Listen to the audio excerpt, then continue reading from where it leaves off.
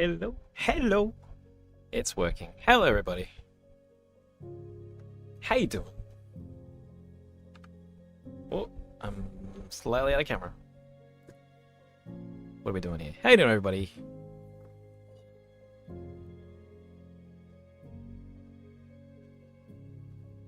That's a bit better. It's a bit better. Frank, how you doing? Julian, how you doing? Something new? We're not doing quite something new. It's not new. We're gonna say uplifting vibes.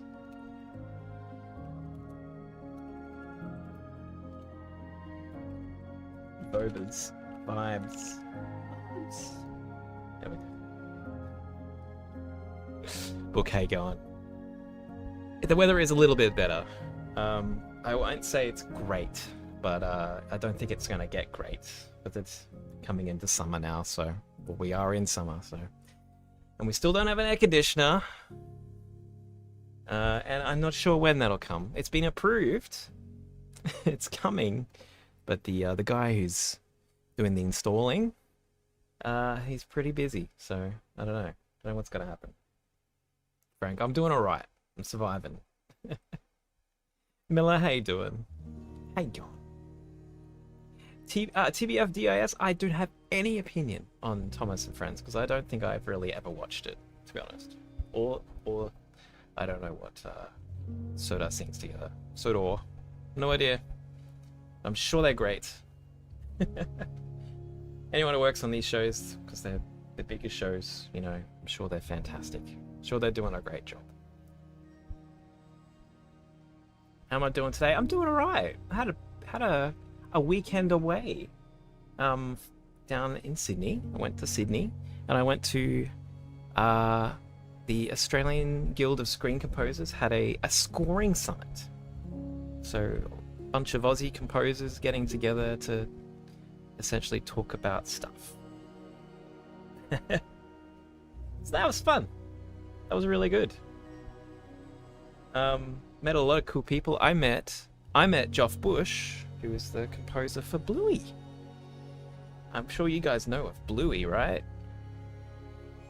He's really cool, and it turns out he works around the corner, so we're gonna catch up. He's a local. Well, that's nice. It's snowing right now, Frank. I'm so jealous. I am so jealous. We used to live in northern Sweden. Right now, I'm very much missing the weather part of the world. Very much. Very much. Very much. Yeah, so it was great. There's a lot of cool composers. I don't know much about the Australian composing scene, you know? I feel like a lot of composers just sit in their little bubbles and just do their thing and don't interact with anybody else, really. And that's definitely how I operate. I sit in my room here and I don't talk to anyone other than my wife. So I don't really know who's doing what in Australia. So it was really cool to see people. There's actually a lot of like big composers here. Like, you know, there's a lot of cool composers who've worked on big films. People are there and they're super nice. They're all very nice people. Yeah, so it was really cool to just meet them and introduce myself, you know, because I don't think they have any idea who I am. Not that they should, but you know. But it's weird. It's a weird world. And there's not so many. Like I've met a few people, sort of in Brisbane. I think a lot of them have moved to Sydney and Melbourne to get more work. But it's nice to meet some people who at least live around this area. You know. One day we'll talk to each other a bit more. Will it store my unit in this season or two? Dylan, please, right now. Do it right now. I can't do the heat. My poor body cannot handle it. I can't.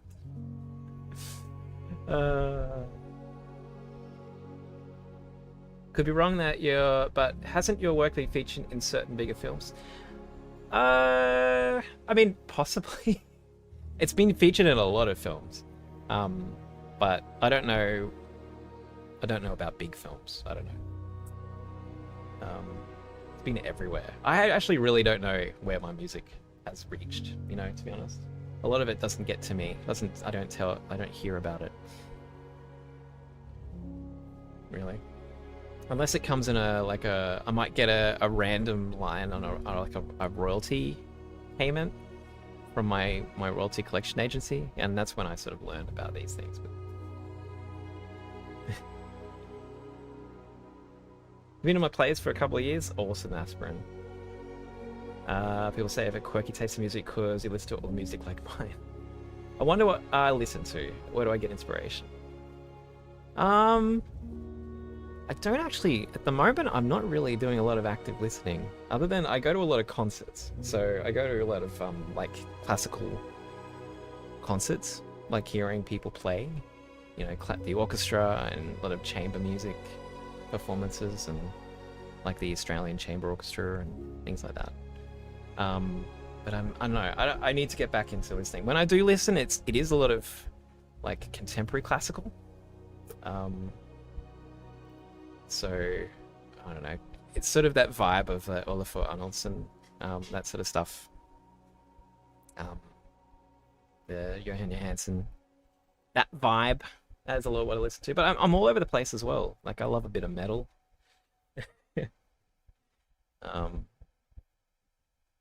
Yeah, so I listen to a lot of things, and soundtracks too. A lot of soundtracks. So that's my thing. Big Red, how you doing? How you doing? Come through the YouTube replay for the end of the year that this channel produces the 5th most music you listen to. Hey, congrats. Hey, everyone who did listen to my music this year, thank you so much. It's been a great year. It's been a really good year, and thank you for all your support, y'all. It's very nice. We hit 150k subs on YouTube. We finally did it. Thank you. Thank you for clicking the button. Smashing that subscribe button. Very nice of you. The way I found you was following a Tolkien lore video, a lore channel on YouTube. This person had great music in the videos. Luckily, said person had credited me, which is what they're supposed to do. That's awesome. See, this is how the system works. That's great. Have you been hired for a movie or something like that? How much does it cost you to hire? So I have done films, but that was many years ago. I have done feature films, but yeah, you don't want to see them. They're awful. They're awful. One of them did get a lot of distribution. I actually found it. I found it like a DVD on you know, at a local op shop, I think, actually. Strangely enough. But you don't want to see it. I'm not going to tell you the name of the film because it's that awful. It's really bad. You know what it is. You know what it is. It has been a good year, Big Red. Yes. But I do games mostly now. Like that's currently my big thing. So that's what I'm doing. And has it cost? It cost varies, I think. Depends on your project. But yeah. Yeah, sure. You might have to rent.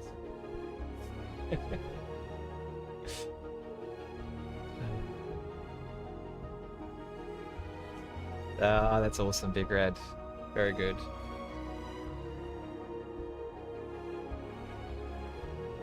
Please do Monsters Everywhere song from Thomas Epic Version. I have no idea what that is.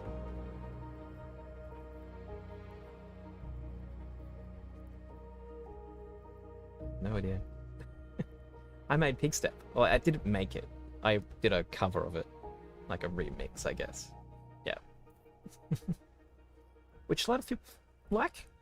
I think it's now my most listened to track on Spotify and whatnot. But fair enough. I understand why. Yeah. Library of Music has been your go-to in grad school projects. Awesome. I love finding such beautiful work available through Code Commons. Oh, I'm glad. I'm glad I've helped. Very happy.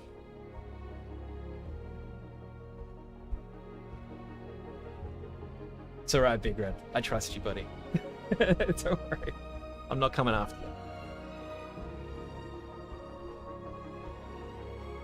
you. So yeah, it was a good weekend. I come away with them feeling very grateful about where I am right now. You know, there's a lot of people who are still really trying to find their feet, and it's hard, especially these days. Like, it seems like a bit of a, I don't know, it's getting harder and harder to get into the industry. Yeah, okay, Don? How you going? How you going? You get some networking in? Yes, I did. As I was saying, I met Geoff Bush, who's the composer for Bluey, and one of his colleagues as well. Oh, my name escapes me. Daniel something. But yeah, it was great. Met a lot of Aussie like film composers who do actually big films. Like again, the names escape me. The names are not like known to me, so I don't have them in my head. But the guy who wrote a lot of the music for like Elvis, you know, the Baz Luhrmann film, and the guy who did, oh, thank you. There's a film that's been doing rounds recently called The Surfer, with old mate Nick Cage in it. What's his name? Frank Tatar, I think. Yeah, it's really nice guys. Like, they're all really super nice. So that's really good to know. That you can just talk to them and they're fine. They're normal people. And some really good panels. There's like people, directors and composers talking about their work on various films. And music editors and composers talking, you know, that sort of thing. That combination of things. I went to a session, Janik, you might like this. I went to a session on trailer music with Josh Crispin and Lydia, I forget her name, but she works with Josh on some things. So we had a bit of a chat afterwards, talking about what, you know, the experience, my experience was when I was living in LA back in 2000s, doing trailer music, and how different it is to what it is now. That was really cool. I still definitely do not want to be doing trailer music. It's definitely not changed. I mean, it has changed. Like, the whole idea that I, like, you know, back when I was doing trailer music in LA, it was very much, you had to, you know, record everything. Like, it was creating a body of work, fully recorded orchestra, you know, that you could then pitch for big projects. That was the only real way you got big placements, right? There wasn't so much custom back then. It was really all about creating stuff that could be placed, and having a you know, presenting these new works to editors for them to place in, you know, the next Spider-Man film, whatever. That was what it was about. But now it's all custom, right? Like, they've already got an idea, or, you know, 20 ideas about what they want, and they're just looking for like customized variants of that. You know, it's interesting. It's really interesting. Yeah, it's just basement rats like you with M Audio keyboard. Yep, exactly. It's changed completely, which means like the barrier of entry is very low, but it's like so competitive now. It's so competitive. But yeah, it used to be all about recording. Like, where you would be recording orchestras. You know, you'd be working on 20 tracks to build up to a recording session, smash through the recording session, produce the tracks, get them out, and then start again. That was the process. You know, you occasionally got a custom thing in. Like, they needed something specific. Like, I did one for, was one of that film Epic Movie.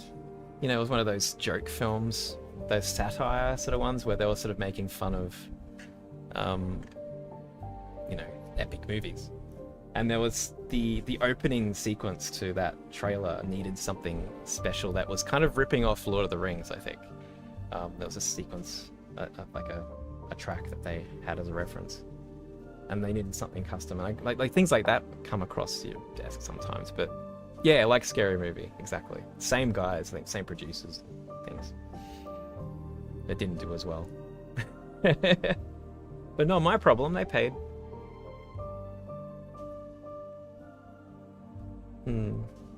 Anyway, so it was really interesting to hear, his thoughts on where the industry's at. Obviously, I've heard a little bit through you, I think, Yannick. That's pretty much been my only real source. Plus the transported, like seeing the briefs come in through transported audio. It's been very interesting. It's like it's definitely reinforced that that's not my industry. I don't think, not anymore. I just can't do it. I can't do it anymore. I don't have the energy in me. I've already bought it up. What's your thought process of making Race the Sun, if you can remember? I actually don't know. I worked on that one in Sweden, I'm pretty sure. I think I just wanted something really like, it might have been a track that I wrote in the middle of winter. That's probably the reason why I came up with the name. Okay, Spidey. But it's a good track, yeah. I want to do more stuff like that, like the more sort of true, proper, like hybrid, and it like high energy stuff. Australia's creative industry is really meaningful across entertainment. I think so, Big Red. It's like, I feel like we definitely punch above our weight in terms of the contributions we make, and there's a lot of people spread out. They're not all here in Australia. There's a lot of people, all over the place. I think we do good. I think we're all right. It's also good to see, like, there's a little bit of that, like, mentoring going on. Like, in LA, there was a lot of, a lot of composers take in, like, I guess, apprentices, like, assistant composers, to help them out with projects. Sometimes these are just internships, like they're not paid. They're just like, you're here for experience. That's what you're getting paid. You're getting paid an experience. But whatever. But that's a great way for people to actually, get into the industry, and I didn't think that was that kind of thing was happening in Australia. But it sort of is. There's a little bit of that happening, and I'm pleased to see that, because people do need a leg up in Australia. But I feel like the landscape's changing a lot too. I feel like TV, there used to be a lot of opportunity, by the sounds of it, in TV production here in Australia, and it's sort of drying up a bit. But then again, it's not, because there is more media than ever, right? That needs music, but it's more spread out across the industry. I think it's not always about local production. There's a lot of stuff happening everywhere, so it's like, yeah, I don't know, it's a bit strange. There's a lot of people not doing, like, finding it hard to stay working, by the sounds of it.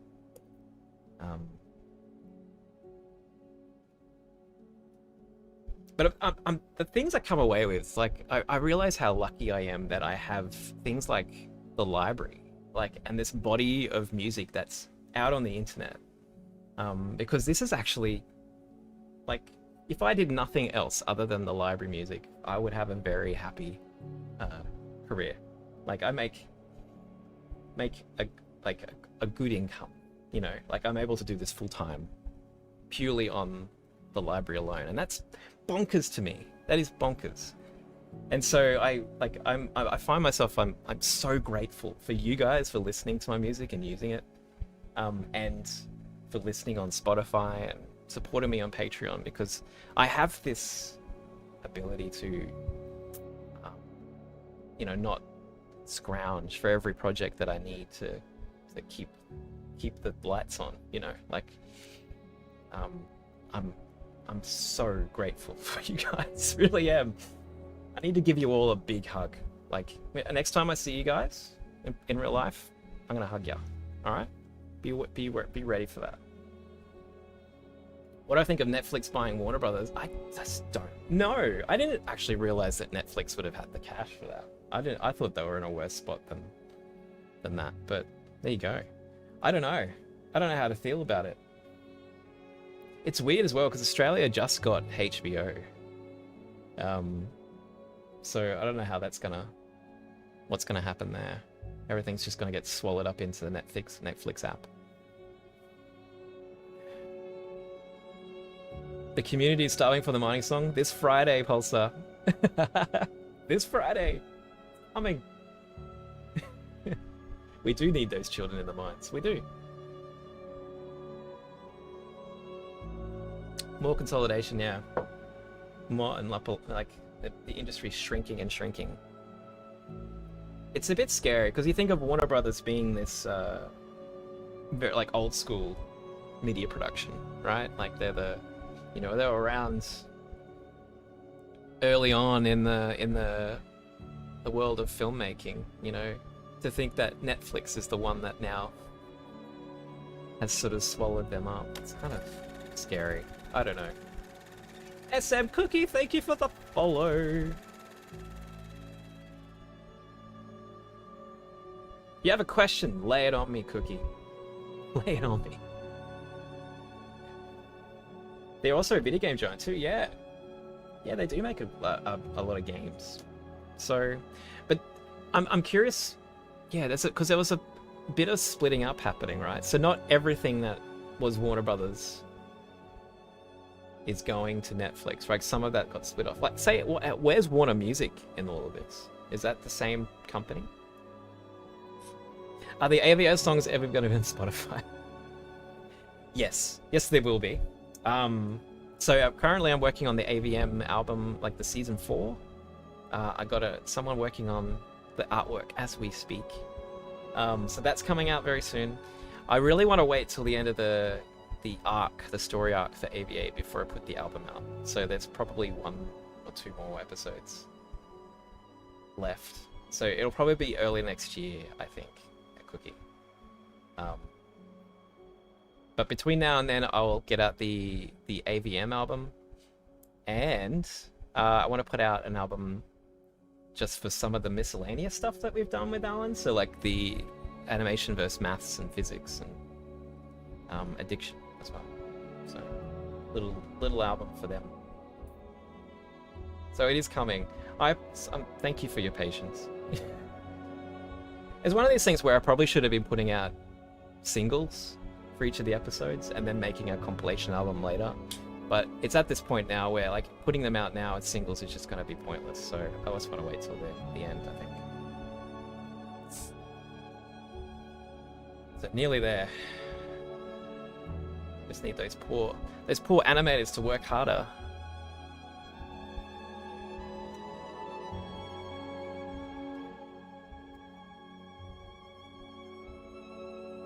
You're one of my top 0.01 listeners. And I've watched 573. Thank you so much, Pulsar. Oh my gosh. Do you get a little like, you should get like a medal for that. Ah, oh, Big Red, thank you for the $5. The 5 Canadians. You think that Disney is literally the last giant standing? Yeah, it is crazy. It's very scary. The industry is changing a lot. Yeah, a lot of people were, they're like talking to composers at this conference. A lot of people are concerned about that sort of the landscape shrinking, opportunities for jobs are shrinking, various kinds of revenue streams are disappearing, particularly in like the back end, like the royalty sort of situation.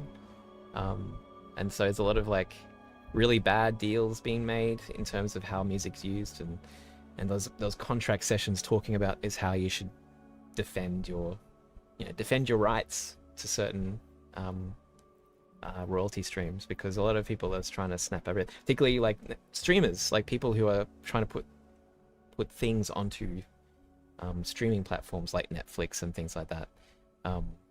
There's a lot of like people trying to acquire everything, like all the rights, all your composer rights as well as master production rights, and like, and like essentially like a full buyout situation for your music, and it's not necessary. You don't need to do that for these things to ensure that people have the rights to use your music on these platforms.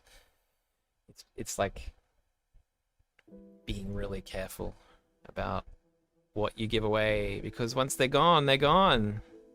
You know what I mean?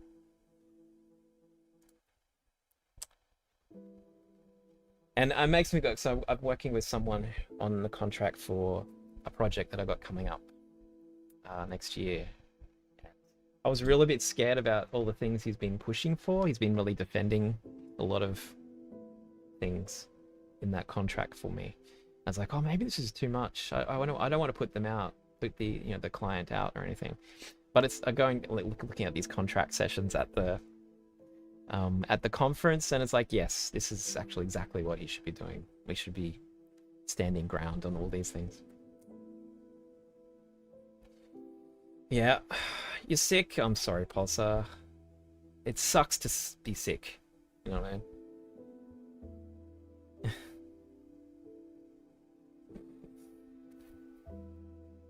Libraries are taking up some of the rider share. Are taking some of your rider share. Struggle with that. Oh, really? That sucks. That should be all yours.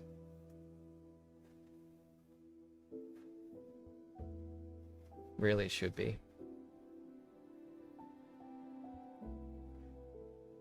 Don't know how you do that. Okay, we're on ad break on Twitch. Feel like a Minecraft zombie, Pulsar. I'm sorry, buddy.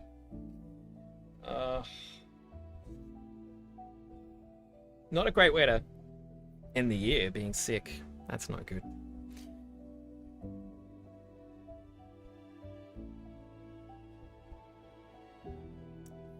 No good at all. I'm gonna wait till this ad, and I'm gonna answer a question by Adam. I don't know what Fracture Sound Library is. I have no idea. Fracture Sound Library. Fracture Sounds. Sound libraries. Oh. I've never heard of these guys.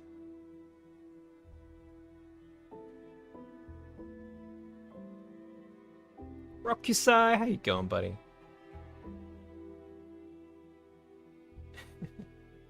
So Adam, you asked if I like Fracture Sound Libraries? I don't know. I've never heard of them. So thank you for sharing. I have to check them out.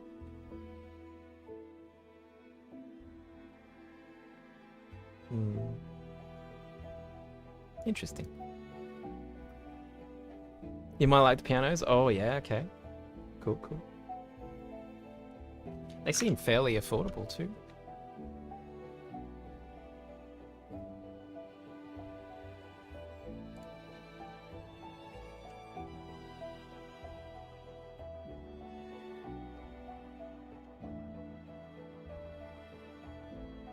Yeah, cool. This is what we're talking about here. We got Fracture Sounds.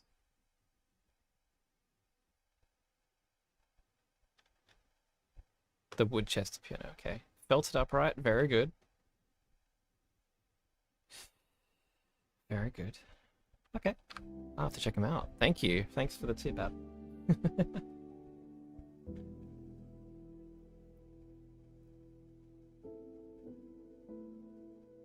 Yeah, Rocky Sai, exactly.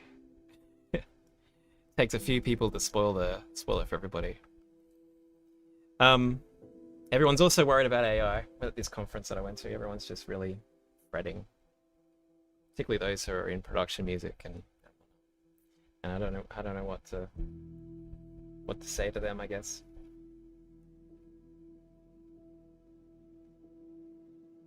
That's my style. Yeah, absolutely.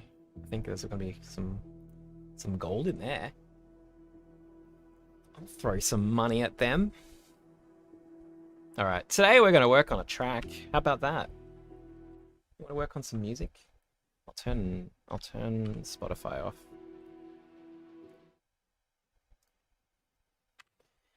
Might as well give it a go. This was the track we started last week,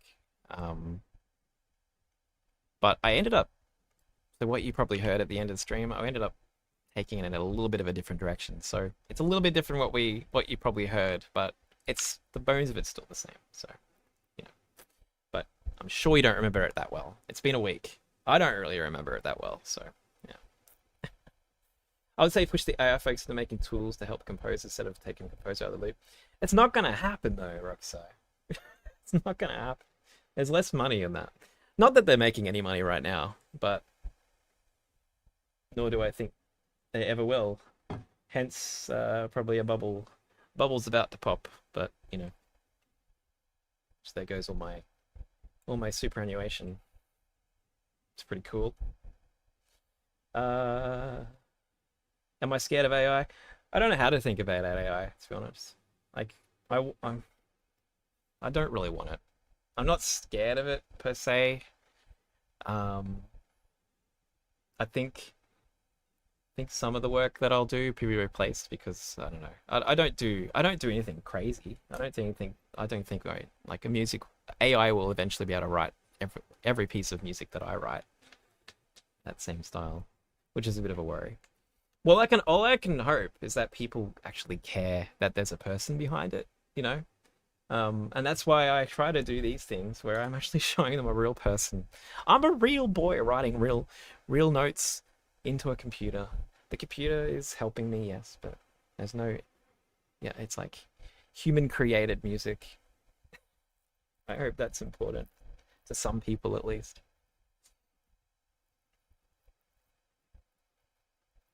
I know, Pulsar, what the hell?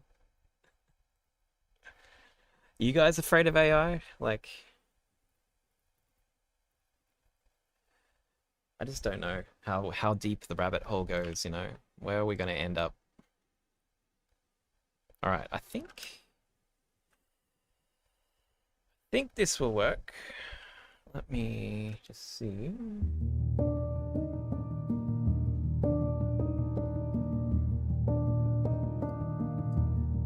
Yeah.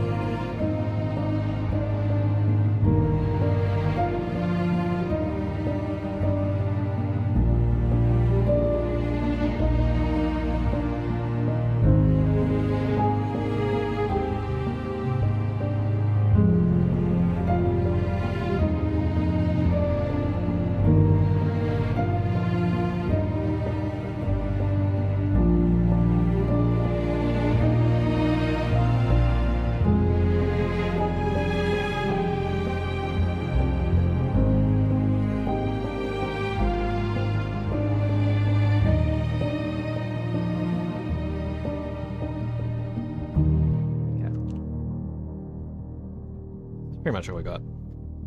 So we're just gonna vibe out with this, see where we can go with it. Your music is so niche and different. By the time AI is capable of doing it, you'll be dead. That's pretty awesome. That's the hope. That's the hope.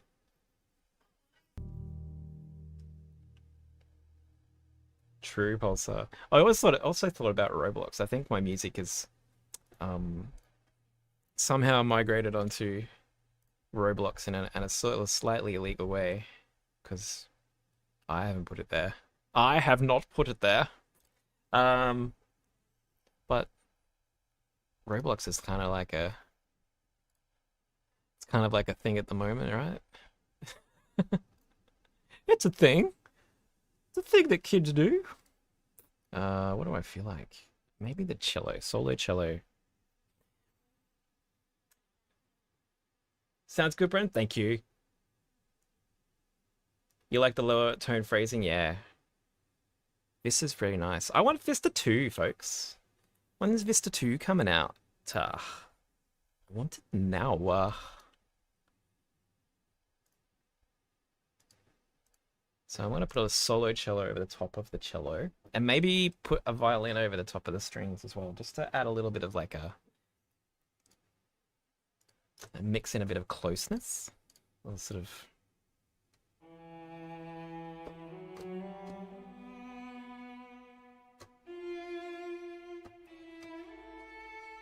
Why is that so quiet?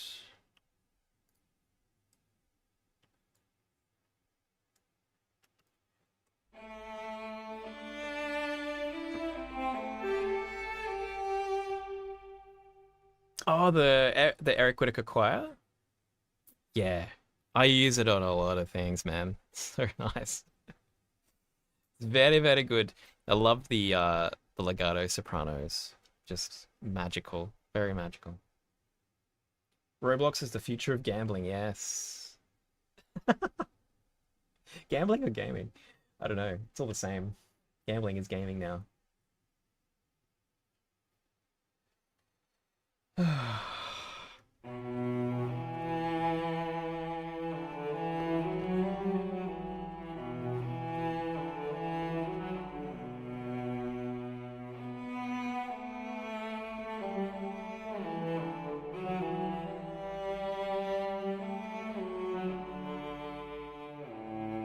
So did you know, guys, the London Music Works announced that I've been working on an Elder Scrolls album.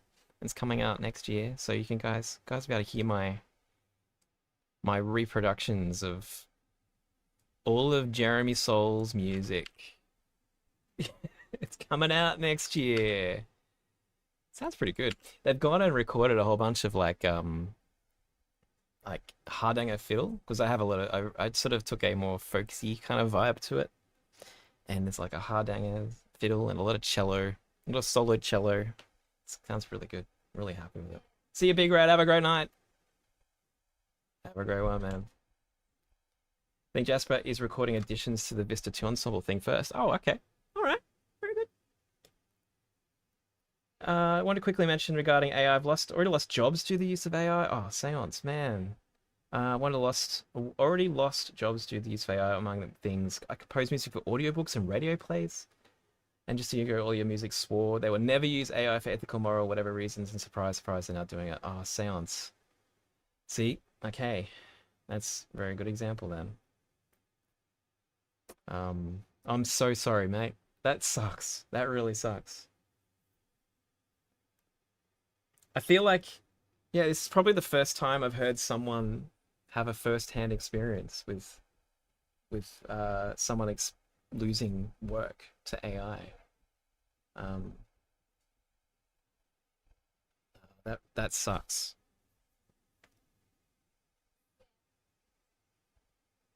I'm sorry, man. I'm so sorry. See, it has had real world consequences.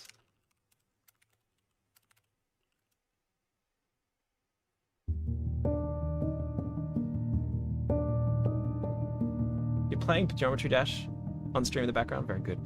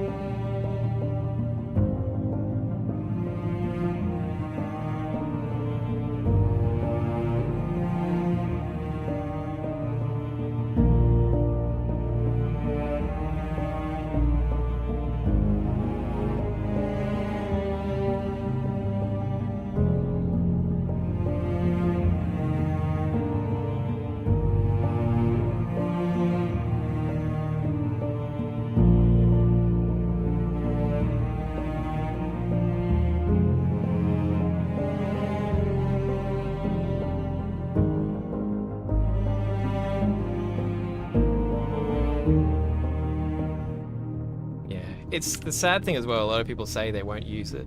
They won't use AI for all these reasons. It's amoral, blah blah blah. But then they see how much it will save them. You know, it's always about the bloody money. And I hate that. I hate that so much. I feel like there should be a bit of a, I don't know how you stop that. How you stop people thinking about money. Because there's too many companies who are just running on, like, you know, razor thin margins, and they just want more of it. They want more money. Anyway, I don't know. That sucks. Hope you can sort of find a new niche to work in. Burn those bridges. Well, maybe that hopefully one day, when all the AI companies lose all their funding, when the bubble bursts, they'll come back to you asking for money, asking for work.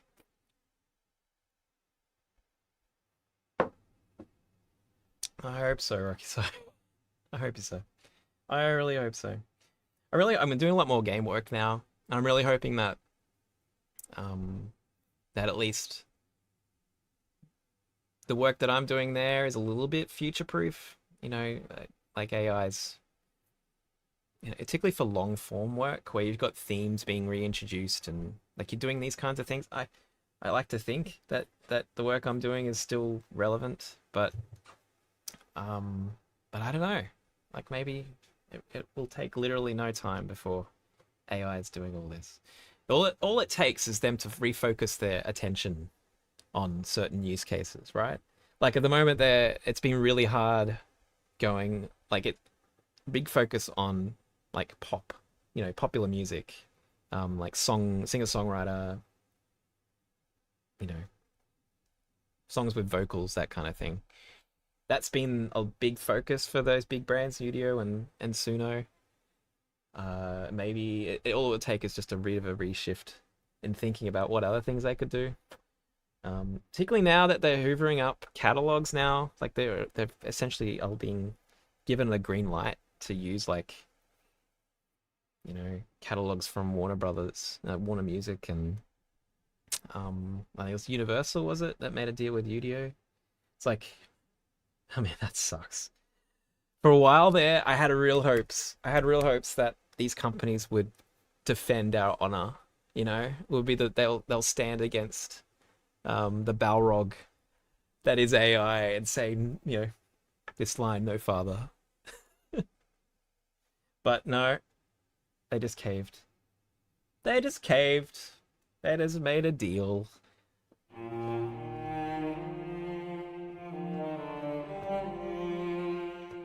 What was I thinking? Of course they were just gonna do that. Of course they were.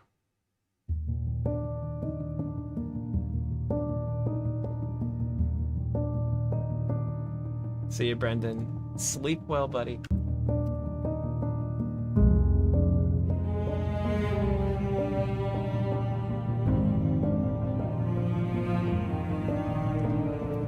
Maybe I'll just copy this. Maybe I'll just be bloody lazy and just go, yep. Yep.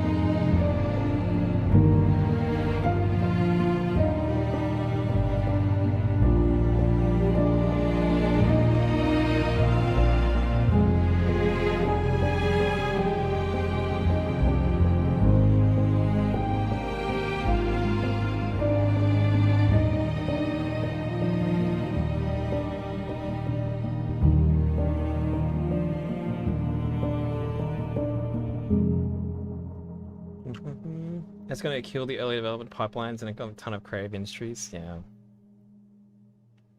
This for 25 years, earn enough money through other work in Asia, but the coming generations compose all those small and medium-sized budget projects are simply disappearing.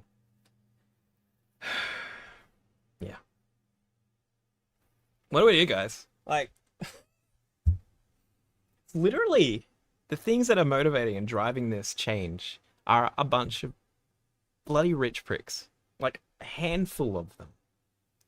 Handful of rich pricks are transforming the entire creative industries right now. Like, what rights do they have, man? Just because they can't write music for themselves, they can't put in the time.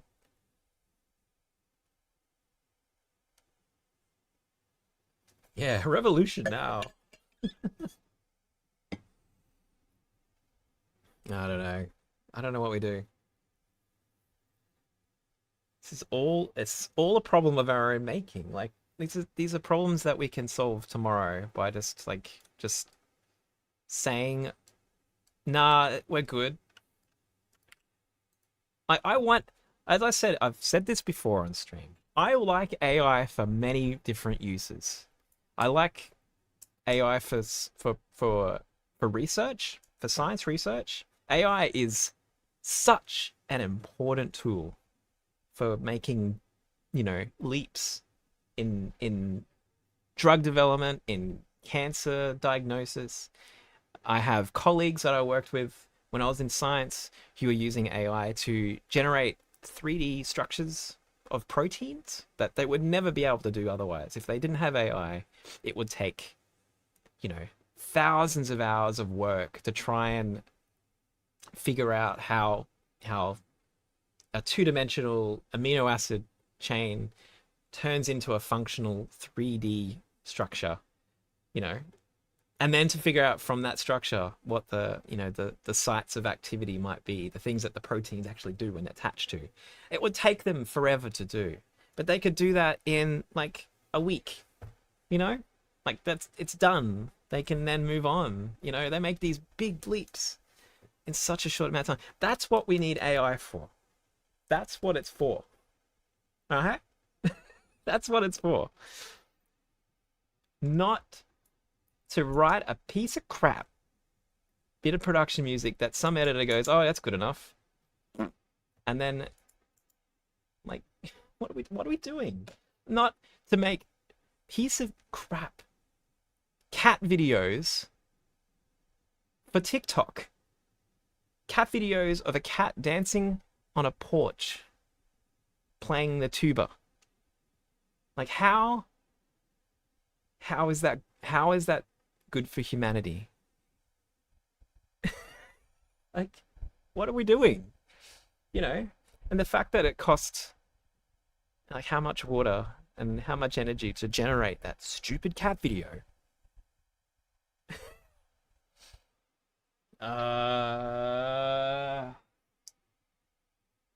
So I'm for AI, but using it to actually help us become better. This is not helping us become better.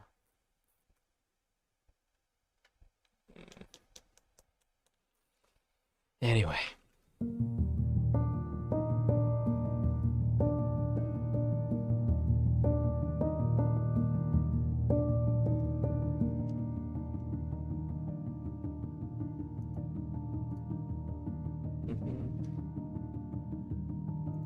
Energy for the video alone is worth a trip to the beach and back, including buying a hamburger. There you go.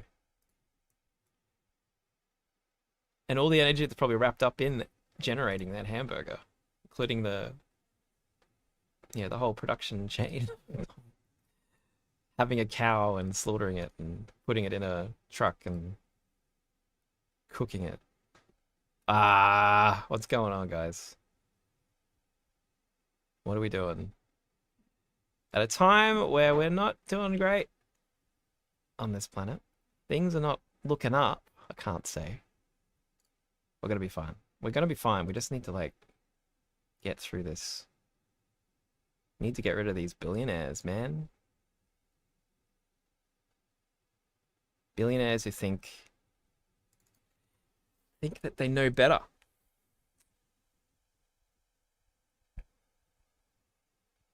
Yeah, exactly, Rocky. So, yeah, where is my robot that does my washing, does my laundry, cleans the dishes? I'm ready for that.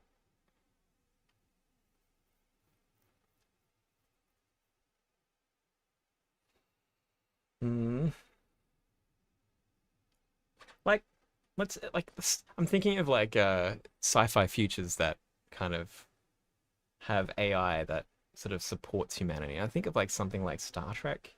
You know, you've got like a computer that's quite intelligent. You know, you can ask it questions, it will give you answers.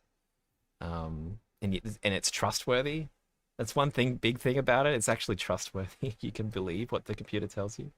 And then they have things like, you know, the what they call them, like the matter generator thing. They can make food. You can do all these things with it to create objects for you. And um, but a lot of people still choose to, like in that future, a lot of people still make music. A lot of people still craft things with their hands. A lot of people are, you know, learning to be better people. You know, like they're actually learning skills. Um, I think that's like something we shouldn't keep like lose sight of.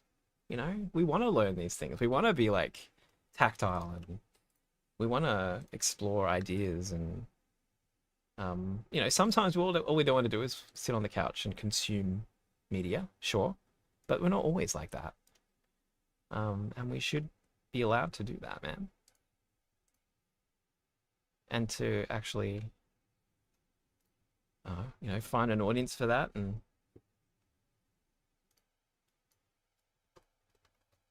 I don't know, maybe I'm asking too much. Why is this not working? There we go. Yeah, Picard playing flute. Riker plays the trombone. He learns how to play jazz, you know? And he's not that bad, you know?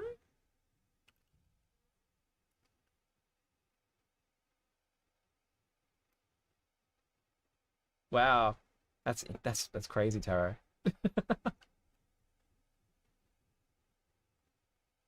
That's crazy.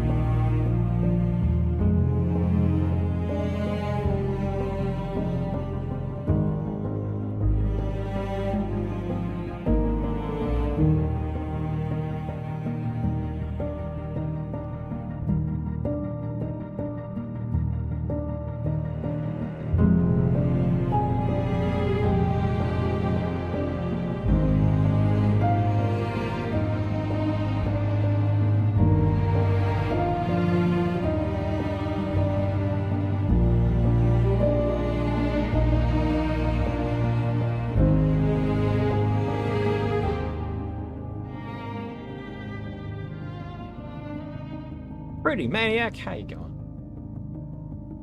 How are you? What is the percussive element? Is that a felt piano or layered with the piano? I think it's a felt piano sort of sound. So this is the first time playing with colors, which is a piano library from Native Instruments.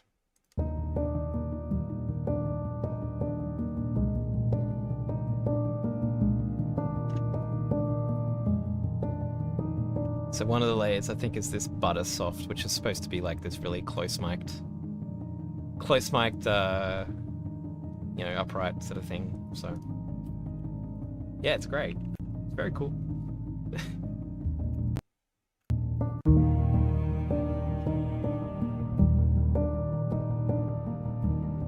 Is it a separate library? Yeah. No, it comes, but I got it part of the complete. The Native Instruments complete pack. So I don't know whether you get it in the standard one or the bigger one. I don't remember. But I think I get the ultimate. So whatever the comes in the ultimate, that's what I have. There's a lot of these libraries I've never touched, so it's like I merely need excuses to download them to try them out.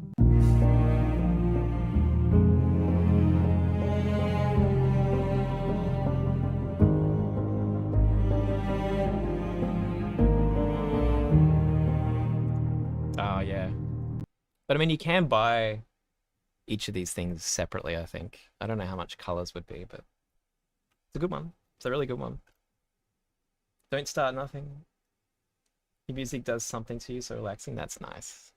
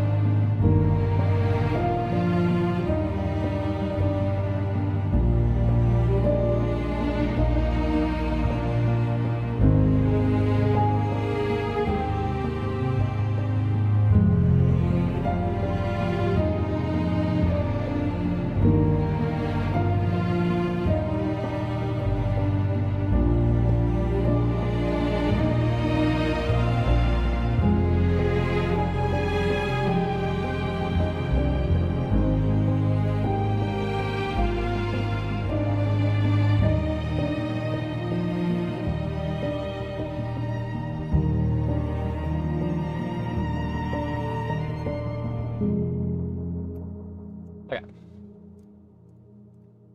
Solo violin. Turn that up. They're very quiet. Very quiet.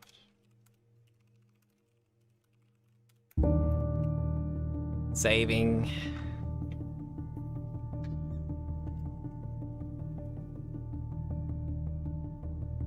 Go play Roblox, you do that. You do that and enjoy.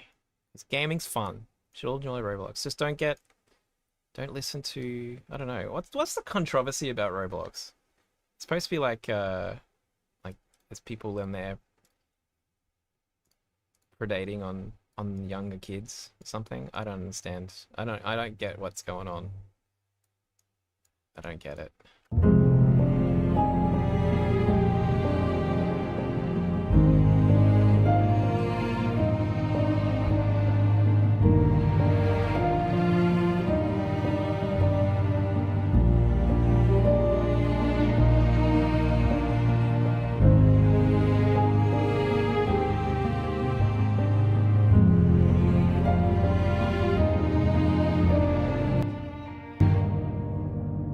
There is literally gambling happening on Roblox?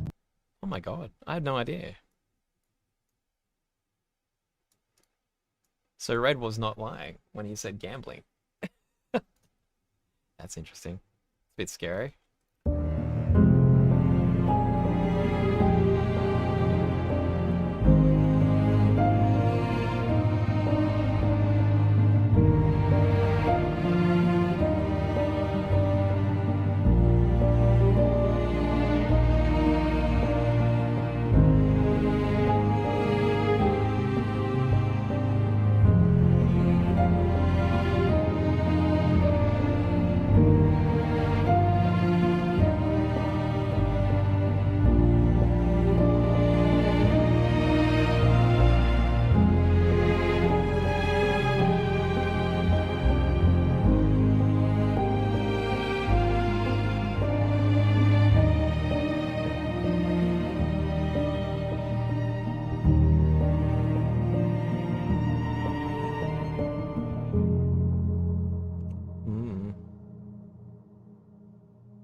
Okay. So this is vibing, I think.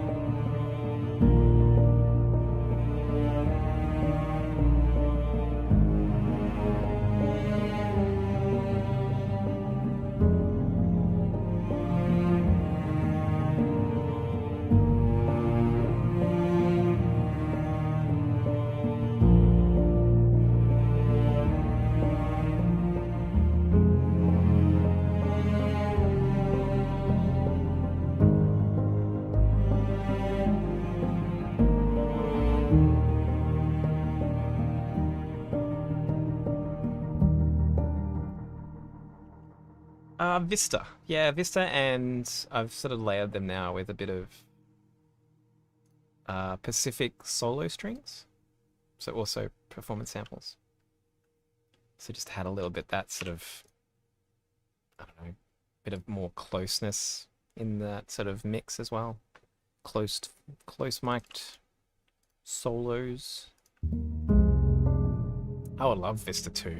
Bring on Vista 2, please. I think it's just gonna make... I always fear about these libraries making it too easy to make cool music, you know?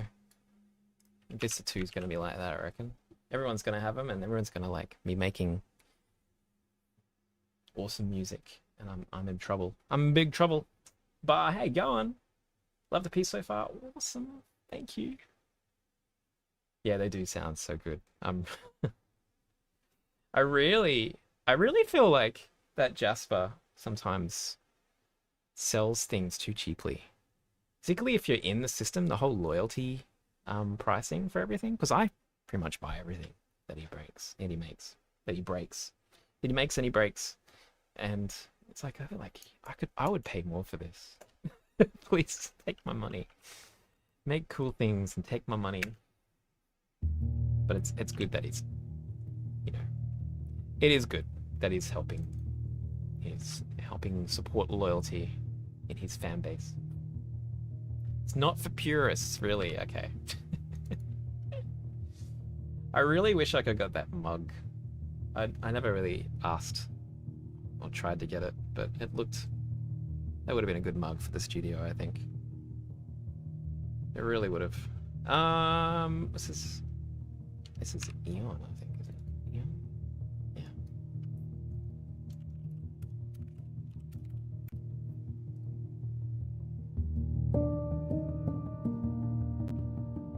Yeah.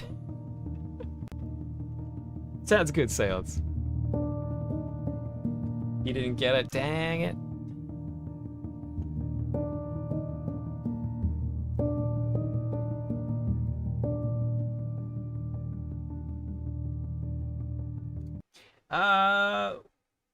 What EQ settings do I use for Vista and other performance libraries, samples libraries? So the EQ, the reverb I'm using, I just always been using east-west spaces. I've been really thinking that maybe I should rethink the reverbs. It's been really good, but it's one thing I've just kind of set and forgotten about. And it's like maybe I should really take a step back and think about everything that I'm doing. But that's one thing that's good. I use the SoCal setting, the SoCal Hall strings for a lot of the string stuff that I do. In terms of EQ, it kind of depends on the track, but I had a few tips from watching videos. There's a great composer named his name's Blake Robinson. Blakus is his YouTube channel, Blakus, and he's put up a few demos because he's a big performance samples user as well, and he provides a few sort of examples of his EQ setup that I've sort of adopted in my work, but not always. Like I have been trying. I think I have on one of these buses, or maybe I got rid of it. I got rid of it, I think. But he often EQs out and boosts a lot of things quite strongly. Actually, I got a screenshot, I think. But I think this is for Pacific strings, not Vista. Vista, I tend to kind of just live on its own. I can see, like here, I've got a bit of high frequencies boosted here for a bit of air. So getting some of those, yeah, that sort of sibilancy, high frequency sort of sound of the strings to have it add a bit more sort of space to the strings, to add a little bit more sort of, I don't know, a little bit sheen, a little bit of something nice. And it also enhances a bit of the close mic'd feel of the strings, I find as well. This makes it feel more chambery rather than sort of bigger string section. But there is like I've got some screenshots of, so if you're using, say, Pacific strings from performance samples, there is a screenshot I have of what Blakus uses. Where is it? Oh my god, can't find it. So I just have it on hand just in case I need to, you know, do a bit of EQing to save things. Is it here? No? Why is it not there? Did I delete it? No, did I not? No, I shouldn't have. Here we go. So this is an example. Um, this is straight from his video. So if you want to go to his channel, he's great. Like he does amazing mock-ups, like next level. But he also aggressively. So this is for Pacific strings, and so it's quite aggressive EQing to get the sound that he uses. Depends on what you want out of it as well, but it's like sort of a lot of low mids, and mids being cut, and that same sort of boost in the high end. That kind of thing. I think you can really like trust your ears. I think if you like the sound, then let's go for it. If you think that there could be improvements, like be good and have fun with EQ and see where it takes you. You layer that many different styles library, so I guess it doesn't need insane Q. No, exactly. It all sort of works out in the end. Sometimes if five libraries doing exactly the same thing, oh yeah, and then the whatever's, you know, whatever's that one library's not doing right, it'll do it to the nth degree, and you have to sort of save it, I guess. Yeah, I'm fine. I'm using a lot more performance samples in my bigger template, and yeah, so I have to. I think I find I have to do a bit more EQing on, particularly on master buses. Just well, not a master bus, but like say the strings bus or the brass or something, just to sort of get it back to a tone that I'm happier with. I also find so I've been using this. So I don't know if you can see it. This thing here, which is the Rupert Neve MBT, which is very nice bit of gear that I've been using for, well, I am going to, have used it, but as like a sort of a mastering tool to sort of, you know, not fix, but like just add a little bit of something to the final mix of a track that I'm releasing. But I have found that on certain tracks, the performance, like particularly there's a width component to it, and it doesn't always sound great on tracks that have very prominent performance sample string libraries. And I have to explore a little bit into as to why, maybe. But there's some weirdness going on. Like adding the width actually it makes it sound like it's doing some weird phasing. And I don't know why. So I don't know what to do, but I have to explore that a bit more just to figure out what's going on. Like a little bit's fine actually. Like a tiny little bit. Don't go if you go really hard on the width, it gets crazy. So, but even sort of, you know, a little bit more than a tiny little bit of width actually just starts things going a bit weird. So the width will mess up with the stereo mic. Yeah, I think so, and possibly also the I'm guessing the close mic that he often like uses. I think there's something going on with that. So I have to just sort of play around and remove mics and see what happens.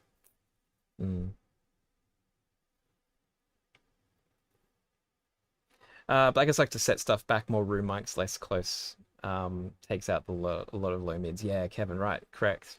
I think he's going very much for that because he's very like he gets a lot of work for that John Williams sound. He's really good at that kind of mock-up style of orchestration. And that's very, very typical of that John Williams sound. That's sort of much more of the room mic rather than, you know, the Decatry rather than the actual close mics. Yeah, Yannick, I think I have to. That's a good thing to sort of investigate. I think you're right. I think you're right.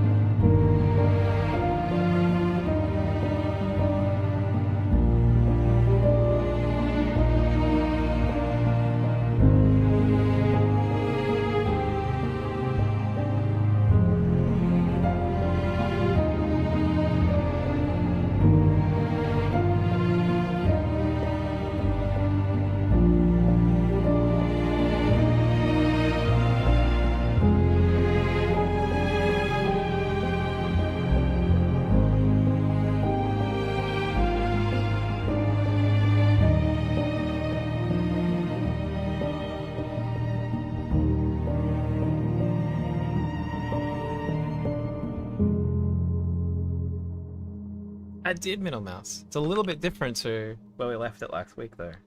So after the stream, I decided that I needed a little bit more of a different direction, and it's feeling good. I think feels a bit better.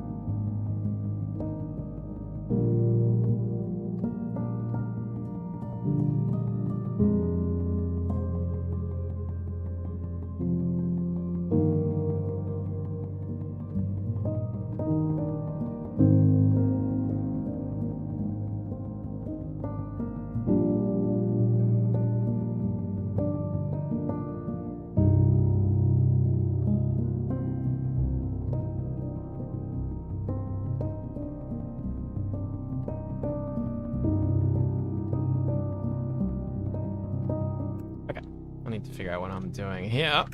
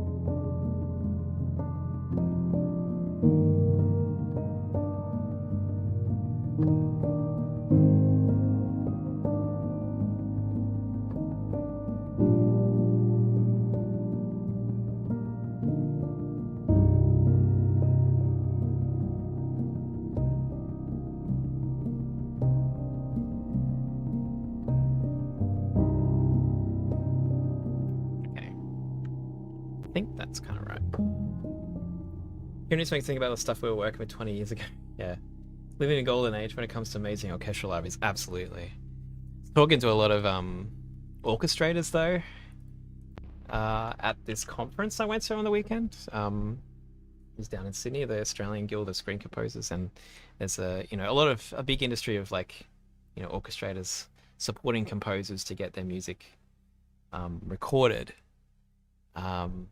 And they're doing all right, but they're also complaining about the fact that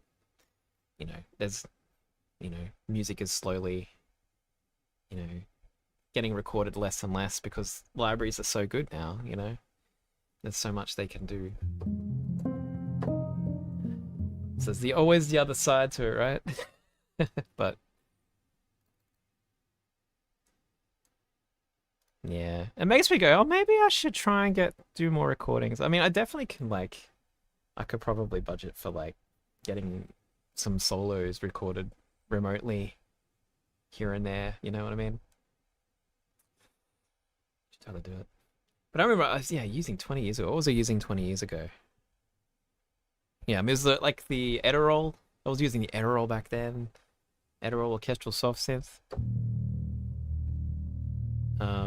And the early days of it was pretty much when the East-West Symphonic Orchestra came out. And back then I was hearing demos back then and you go, oh my god, that's so realistic. I remember hearing a demo of, I think it was it might have been Mars, Holst Mars, just recreated using East-West Symphonic Orchestra, and I was like, my mind is blown. But to hear those things now and to show a younger Scott the kind of stuff I'd be writing now, that would blow his mind.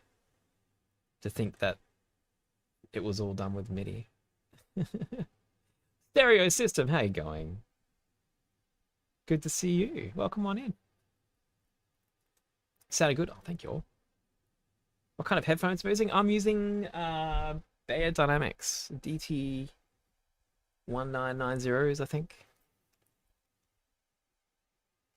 Yeah, DT1990 Pros. They're on the pricier end of reference headphones, but they're by far the best headphones I've ever had. They're very, very good. They feel comfy too.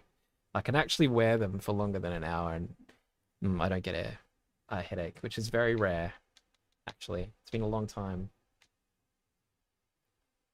But I don't normally wear headphones. I normally probably would be just using the speakers, but we're currently working in a environment where I've got a fan right next to me because it's too hot at the moment because my aircon isn't working. So it's just easier to hear the mix on the headphones rather than turn everything up. It's just easier.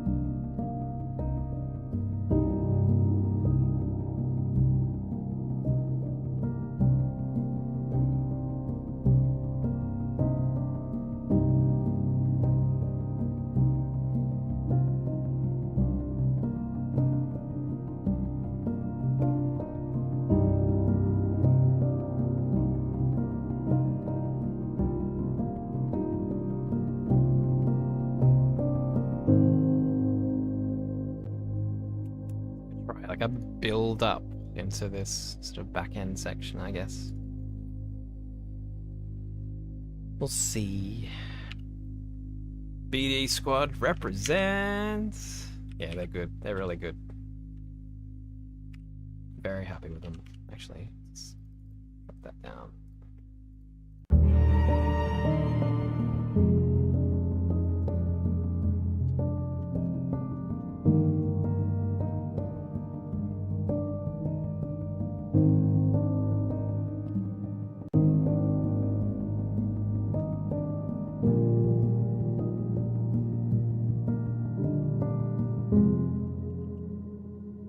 Yeah, fair enough. I don't know if you use this Sound ID. You can get a headphone version, which is it's currently disabled because you guys are hearing a mix for that.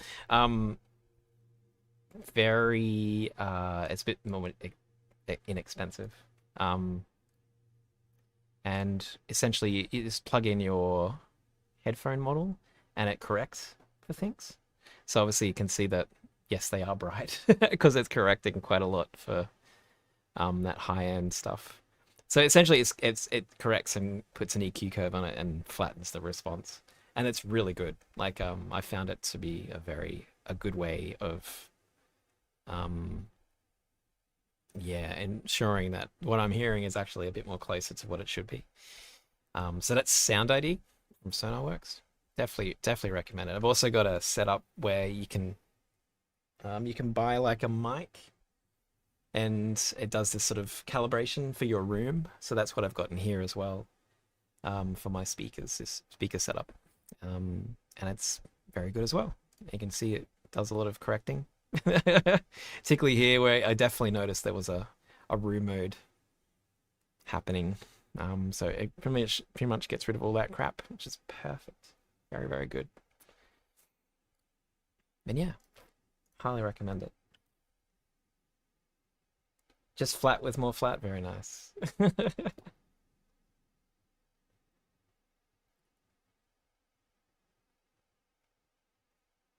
$400 for the DT 109 dual pair headset. Yeah, cool. Okay. Yeah, they're good. I'm very, very happy with these, at least. They come in a cool box. The cool carry case. If you really want that kind of stuff.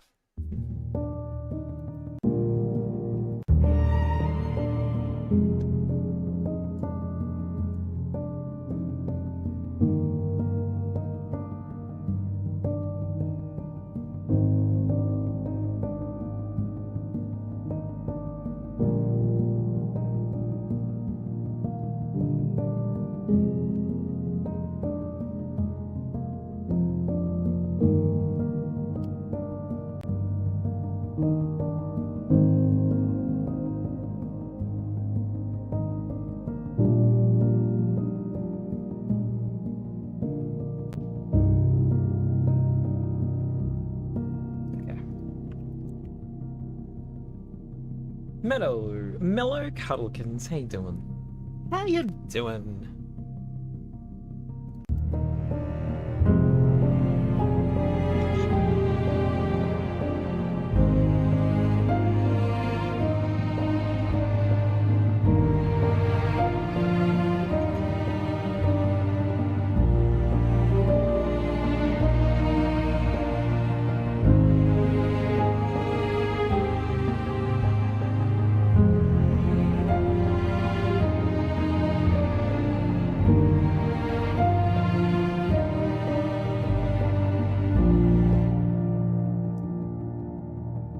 So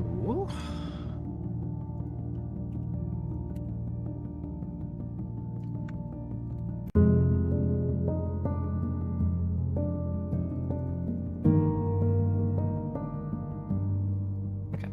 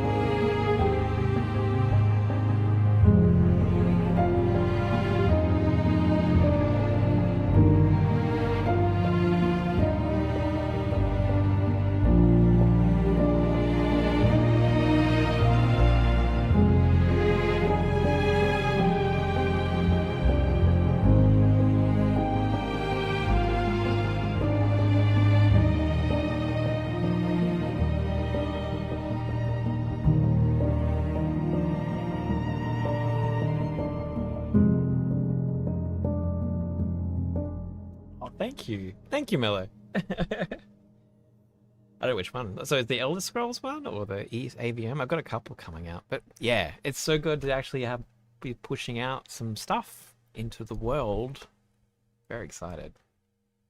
Particularly excited about the Elder Scrolls album. I think I worked a lot on that last couple of months, and it'd be really cool to share that with the world, I think.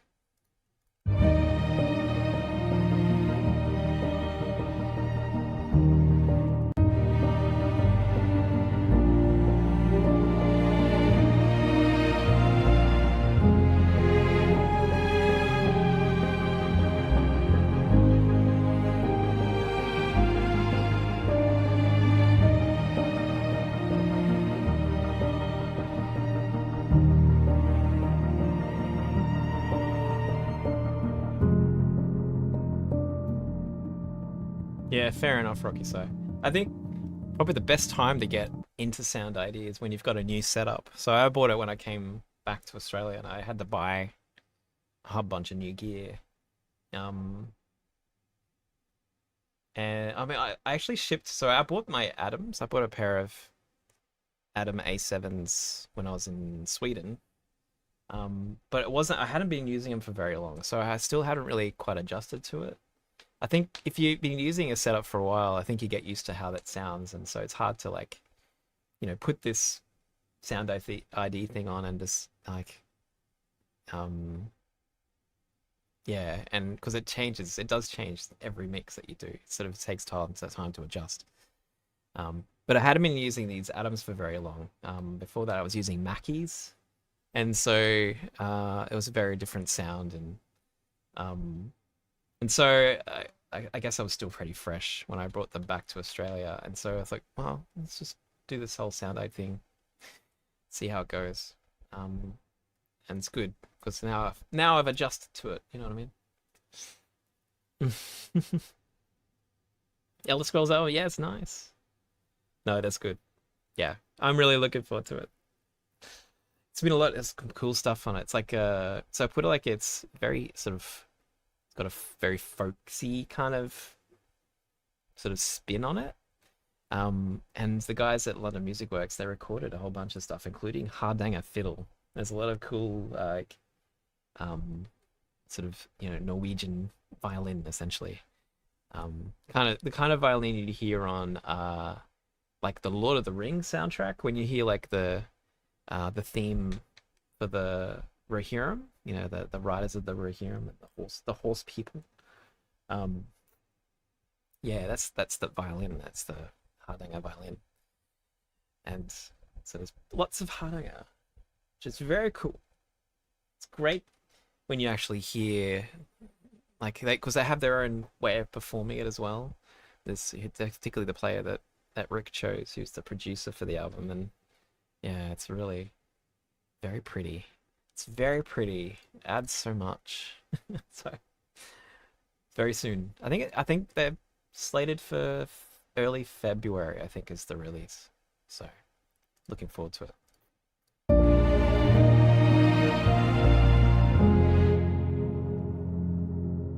Yeah, right, Rakisa, yeah. Yeah. I still do find them a bit bright though. I have to agree. The Mackies were quite. I think because I was used to the Mackies for a while, they were quite dull. I think they don't think they had a very responsive high end. Whereas these ribbon tweeters are like. So it's taken a bit of getting used to as well. But I think the room correction has also helped with that definitely. I don't know how much it does in that high end for this. Not so much. It's pretty flat up there. So I don't know. Maybe it's here. Those mids. I have no idea. Performance strings are particularly suitable for quiet pieces and passages. I'm wondering if they're just as good for big sweeping grand themes like Star Wars, Indiana Jones. I think they're good for both. Like Vista I've used for both. Like a lot of my very sort of like these kinds of tracks where it's very, it's quieter. It's not like I'm trying to make them play very hard. Um, they really, really, really good for that. But I feel like they also have a sound that lends themselves to a bigger sound as well when you want them to. In my bigger templates, my more full orchestral templates that I have, I blend them with Pacific Strings, which is a bigger library. So Vista is supposed to be a chamber strings library, but Pacific Strings is more like an orchestral string section sort of sound. And so I actually blend the two in my bigger template. There is a patch in Vista that I absolutely love for like that sort of big soaring string sort of sound. And I don't know whether that was what Jasper intended it for, but it's a patch that it's like a bonus patch actually. It's this one here. It's the three violins FFF overlay. So it's like a patch where it's obviously it's a small string section, but they played really like forcefully, like really over the top. Um, Lots of vibrato. It's super dramatic in my mind. And I use it as essentially it's pretty much the body of the violin's one section. Um, and and this is what it sounds like if I can get it to play. Hello?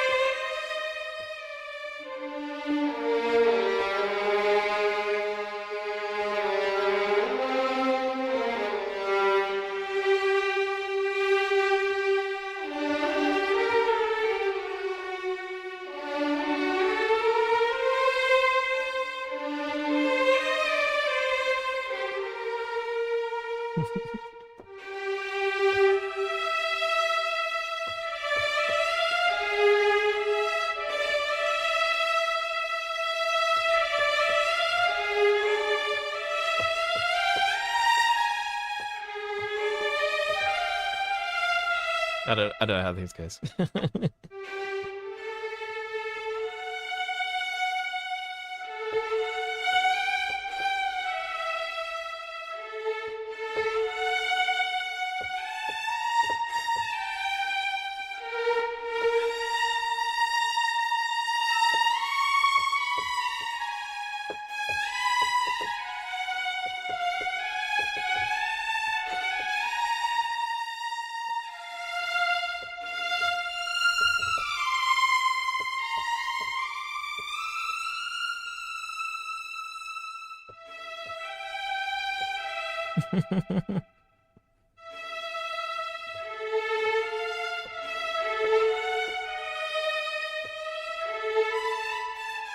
Anyway, but it's a really good patch, particularly when you blend it a little bit with the Pacific strings with that sort of underbelly of a fuller section. It just adds a bit of drama that I think a lot of string libraries don't have. It's also really good for like combining with other patches for runs.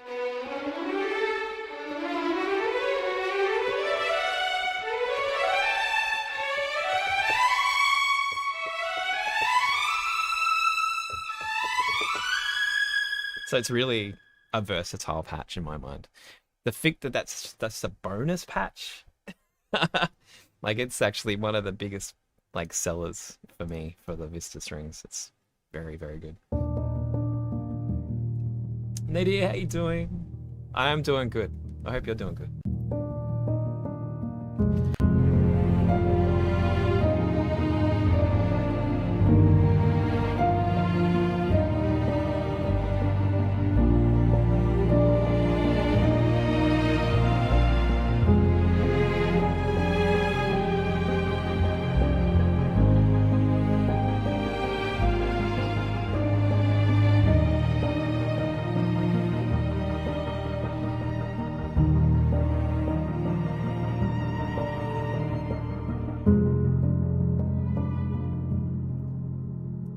The Whisper patches on the Vista 2 ensembles, it's probably the best that Jasper's ever made. Particularly after I saw Blackus's suggestion to add a stereo effect to the close mics on the Whisper sustains. So good. So good. And I think they're better than the Pacific Strings Whispers. I feel like the Pacific Whispers, I want to use them, but then I end up just like loading up Tundra or like LCO strings or something else that I have. Don't end up using them, which is a bummer. Do I know the game Arc Raiders? I know of it. I haven't played it yet though. Nice soundtrack. Okay. Yeah, cheers. I'll check it out. Arc Invasion. Yeah, it looks like a really good game. Like, I saw SkillUp's review of Arc Raiders, and he plays it solo, which is interesting. So really, I think I'd really like to give it a go. It looks a bit of fun.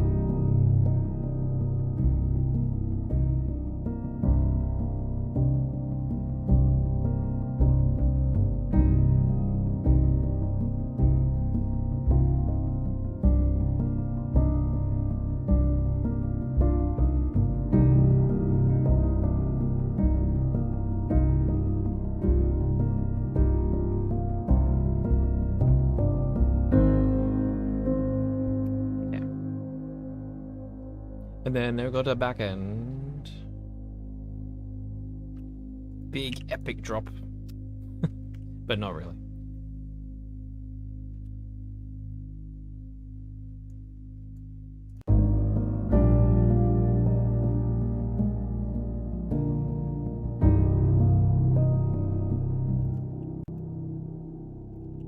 Okay, I'm gonna go quickly get a drink of protein shake out of the fridge. 'Cause that's what I do now. But I'll be right back. I'll play this though.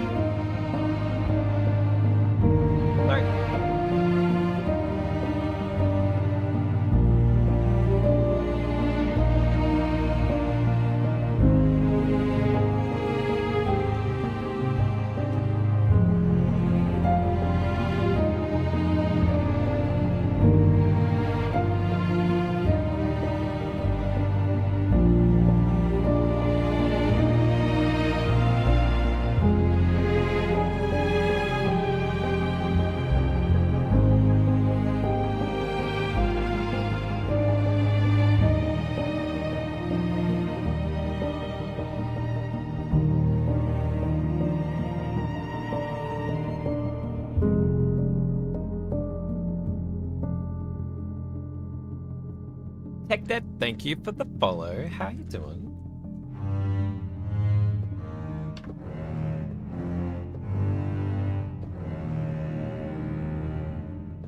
Yeah, have a great one, Sounds. Dead of winter, current for COVID. Oh, please, go to bed. Recover. But thank you for hanging out. Sorry to hear about the work troubles. Hopefully we can have a better year next year, huh? Enjoy your Christmas. Have a great one. See you next year. Maybe.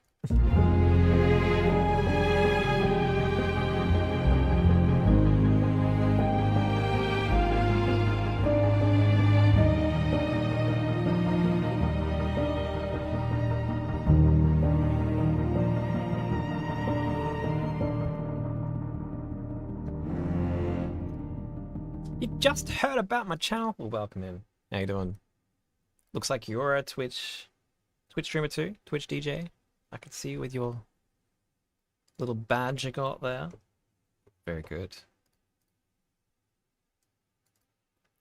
I guess I'm not a DJ. I just write music here. We write music.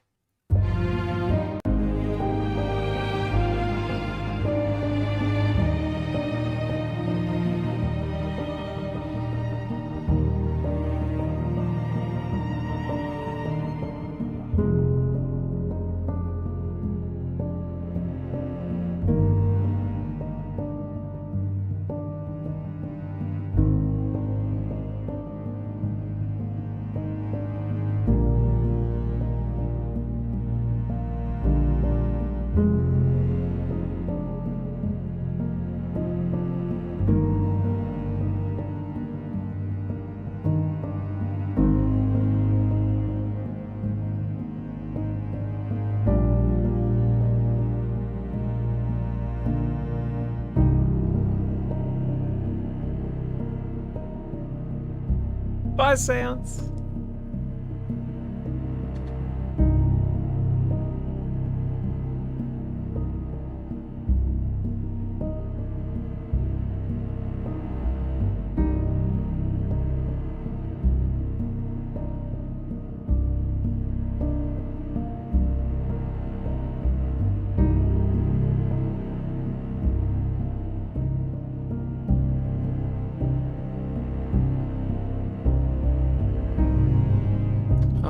Whoops. Goes a bit longer than I thought. Ah.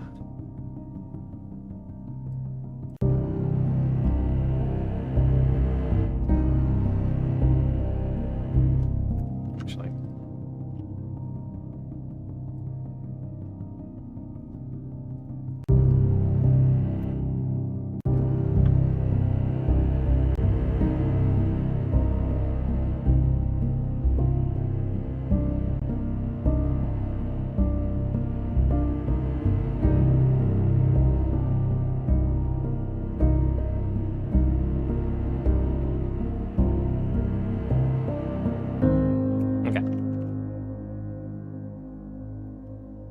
Saving.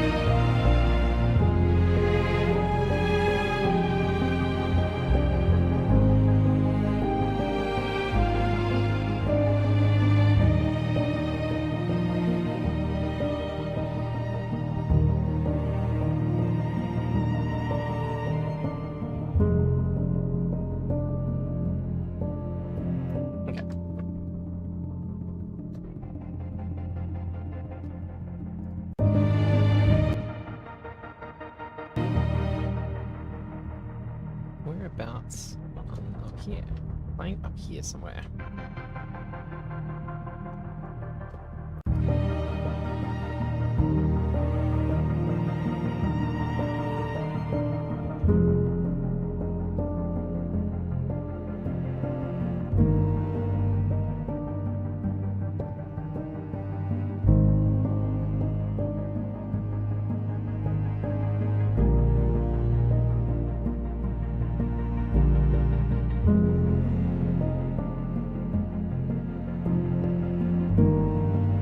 Have a good one, Stereo. Thanks for hanging out.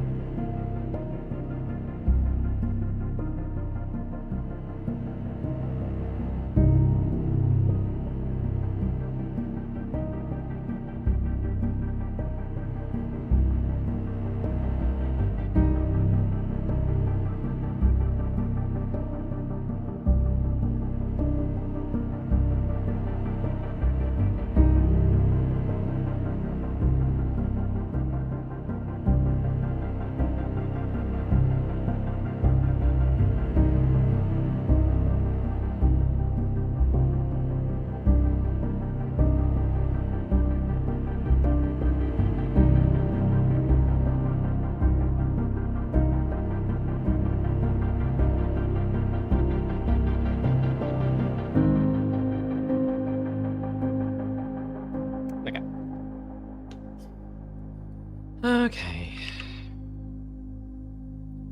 So how are we going to make this little middle section interesting?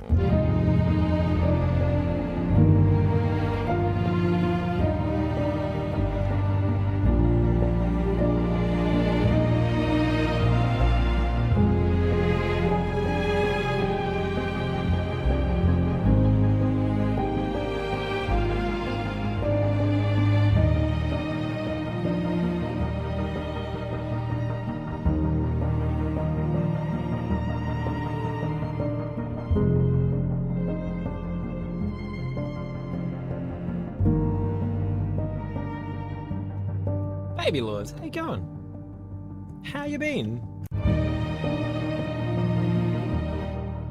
I'm doing really good. How are you doing? It has been a while. Has been a while. Oh, I remember you. More or less. I remember the name, definitely. Maybe I haven't seen you since Sweden. End of 2023, maybe.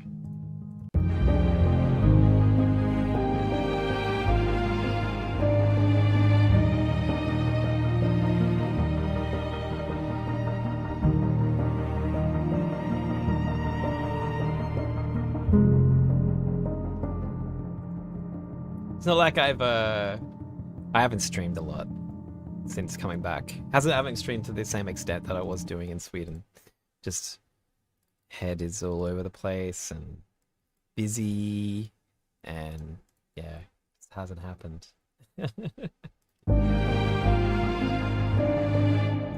Not to mention a very different time slot. Streaming in the mornings here in Australia is very different to evenings in Sweden. Yeah.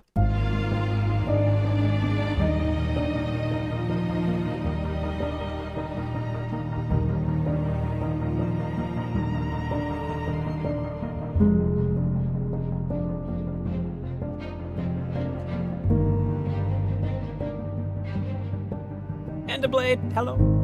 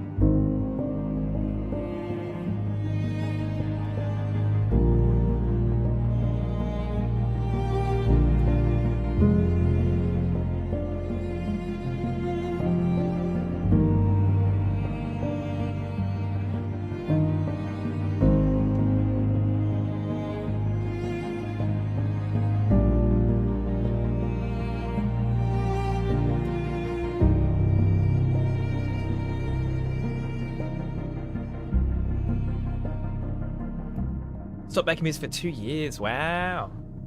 Good for you. Good for you, buddy.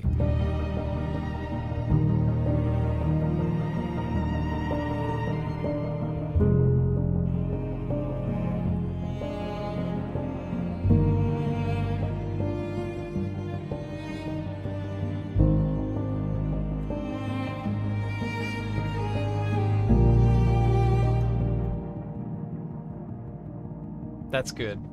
I think I highly recommend finding you're happy with music.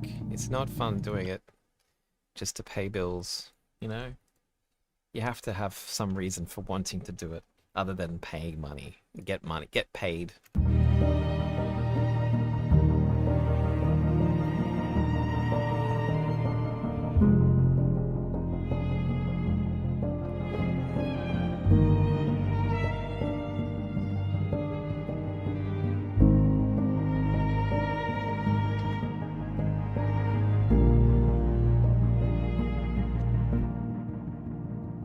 Yeah, very good. Good to hear, buddy.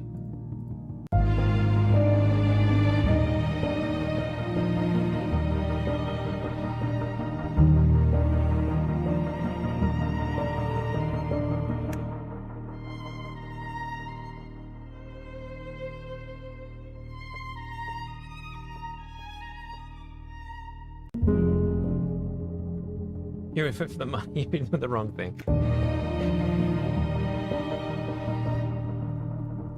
Well, purely I only mean it because, like, I remember, like, the first real job I had, you know, in music where, you know, I was really, you know, if I didn't do it, there wouldn't be money to pay rent, was that position I had in LA when I was working there.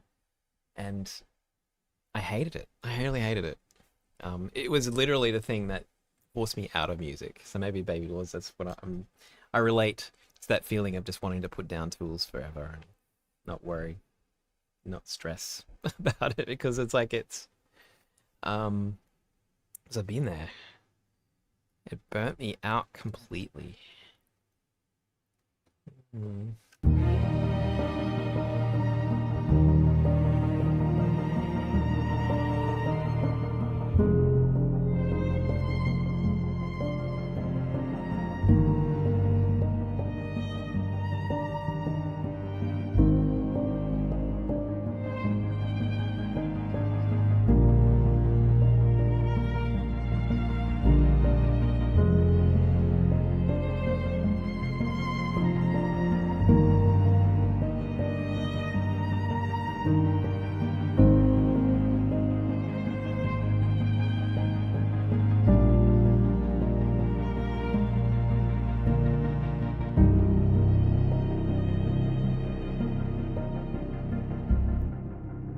First show was one of those commercial ads they ran on a TV in the household stores for Philips Sensio. Really? Very cool.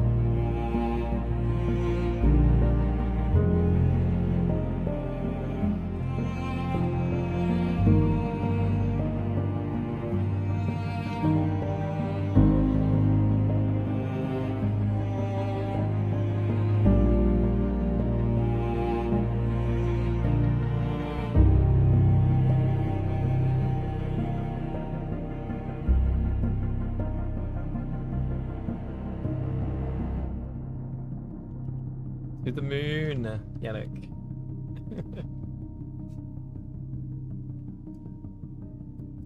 To the moon.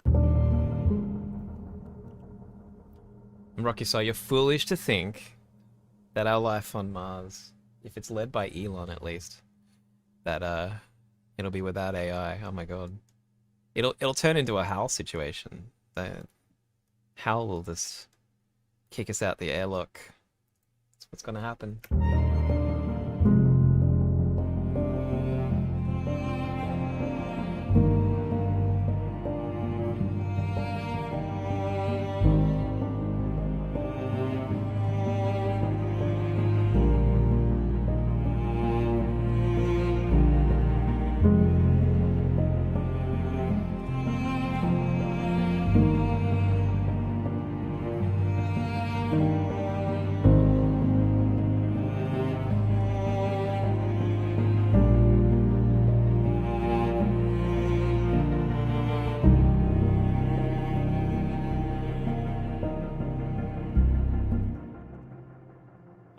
I can get behind that, Rocky Sai. Yeah. Mutiny on Mars.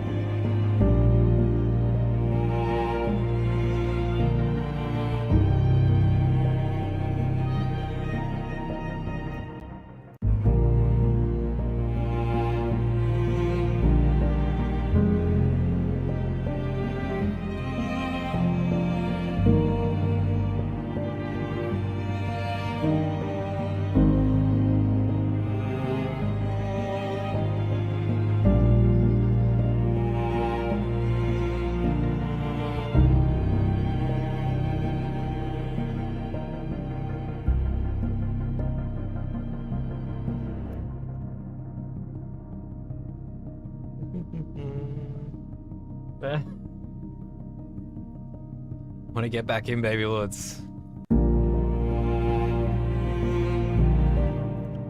What's keygen? What's keygen music? I don't know what that is.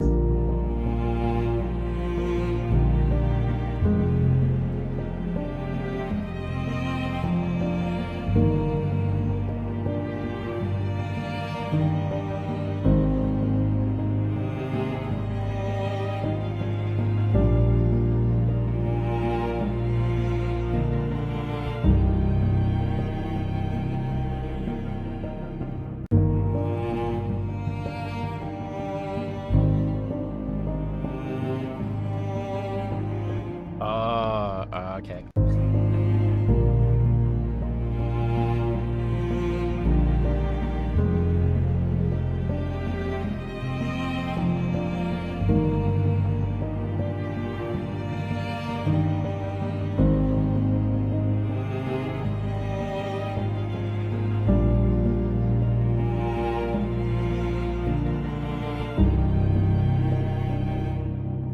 I mean, they all kind of are doing a similar thing at the blade, but just boosting the highs. But I don't know. I'm fine tuning it a little bit with each of these because I got the Vista strings, I got the solo strings. Kind of want a little bit of finesse over each of them. So more EQ.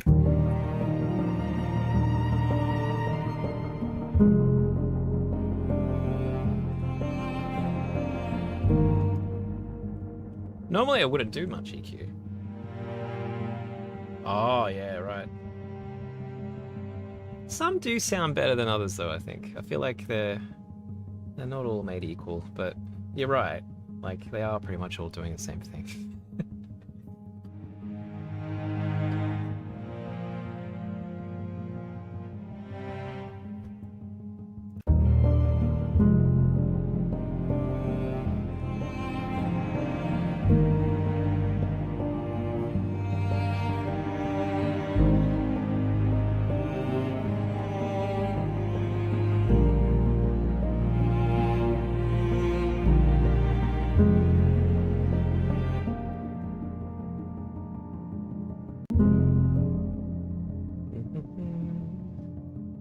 Why isn't no one using Cakewalk?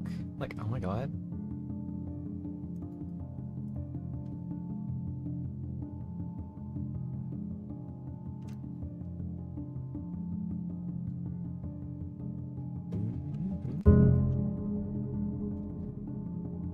Hello? Why is this? Oh, okay. Different inputs.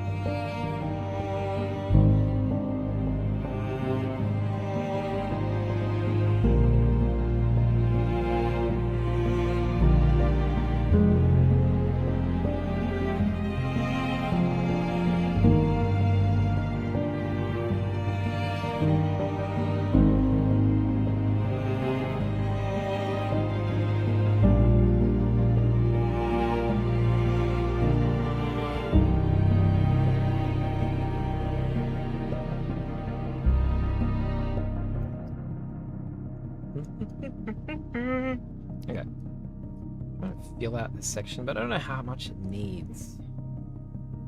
It's hard to know.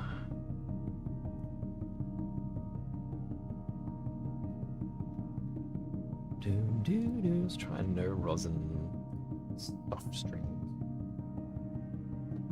It's always so quiet. These tundra strings are... Shut up. Oh my god. Stuck notes everywhere. Need to boost the gain on tundra.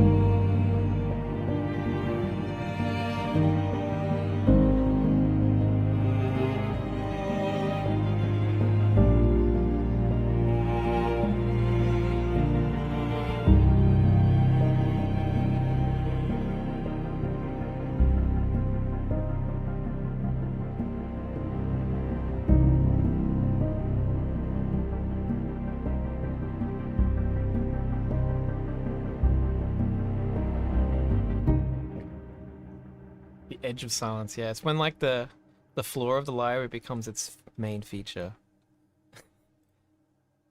You just have to put a gain on it every time you use it, but it's fine. It's a nice... I love Tundra. Still have not really yet to find a library that replaces it as a toolkit, so love it. I still love it. A new version of the keyboard. It's a yeah, it's a new keyboard, but it's not the native instruments. It's actually the M Audio Keystation 88 Mark III. And it's fine. It's perfectly fine. Does great. It does the key thing. Oh, thank you, Yannick. We're saving.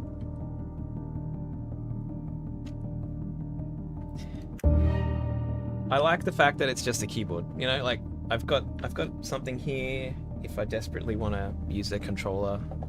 But all I really want is a keyboard with a mod wheel and a pitch bend. That's what it does. I did really like the old what do you call it?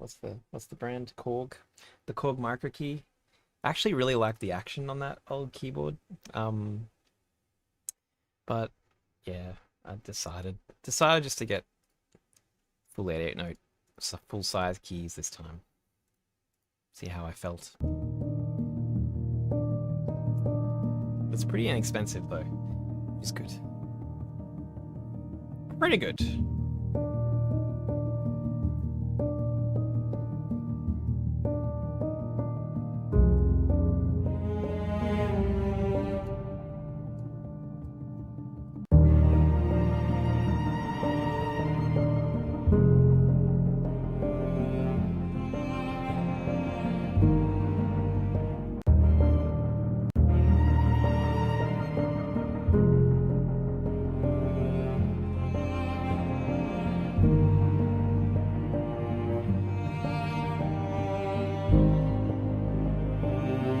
Hey, Jay!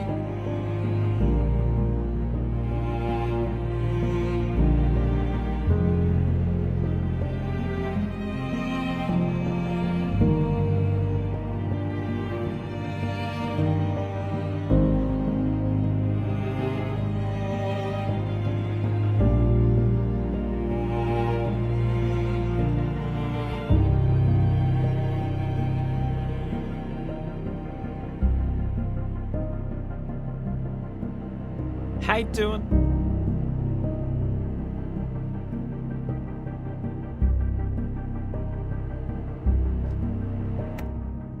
What movie you watching, Jay? What are you watching these days? What are you doing? What are you doing?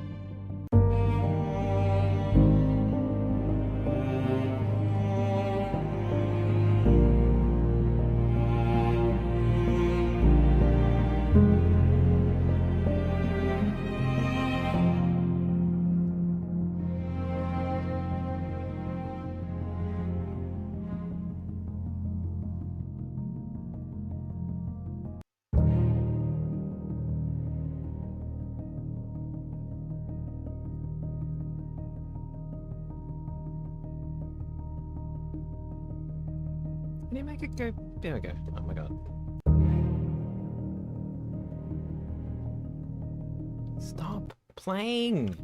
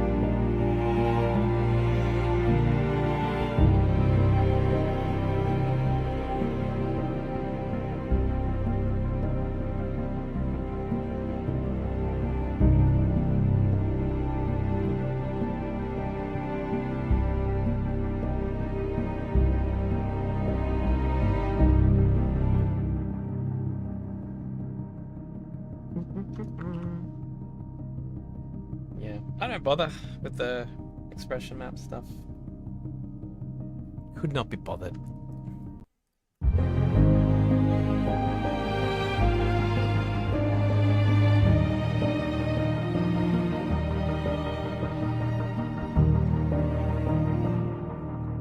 Gatchling, I'm good. How are you doing? How's life?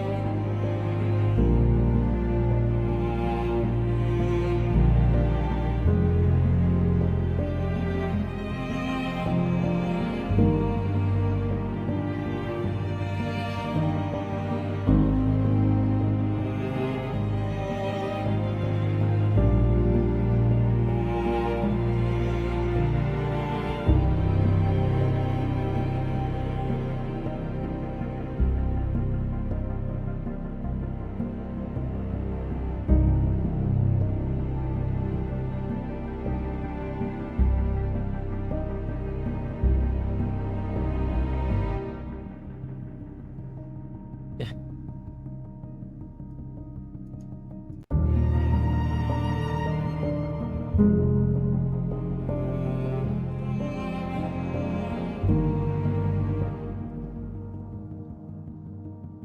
my brain also doesn't work well with key switching. Like I've just never been the guy that likes to use it at all.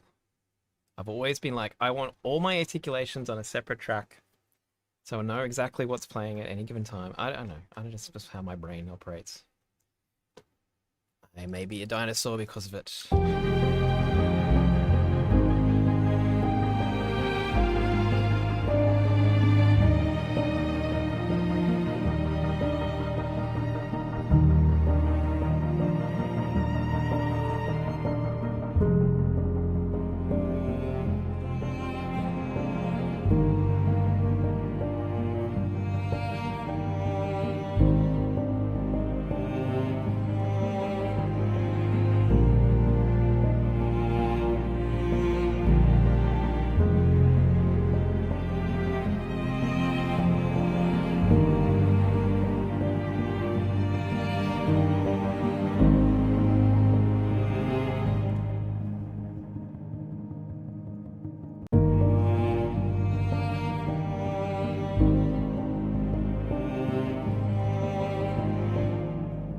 Yeah, true. Very true.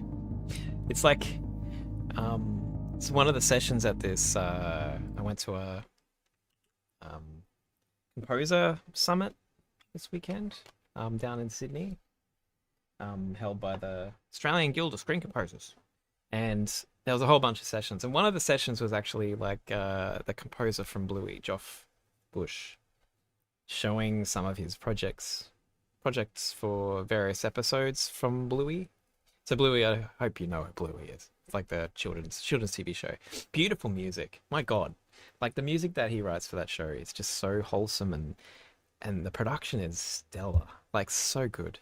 Anyway, but he was showing like projects, live, like essentially loading things up and playing with them, and in it, they have a whole episode laid out in one project file. And there's all these little things that I always do with, like when I'm working with Alan, just to get, cues lined up. Things change sometimes, timings change, or I need to just move a cue forward and back, and it's just all tempo maps. He was like, I usually just like draw these crazy tempo maps to make sure that things line up, and he's doing exactly the same. It's like, oh, that's nice to know that, like, the ways that I have come up with, I haven't seen anyone else think about,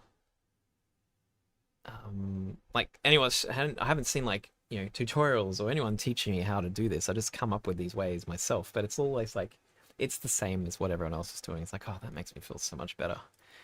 I don't know why, because whatever I'm doing is fine and it's getting the job done, but it's knowing that just it's okay to your way of doing things is acceptable. It's fine. I don't know, something nice about that. Something very reassuring.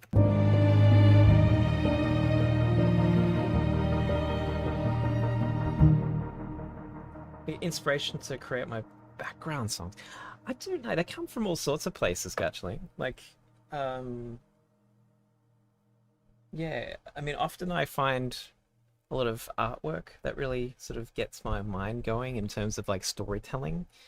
Um,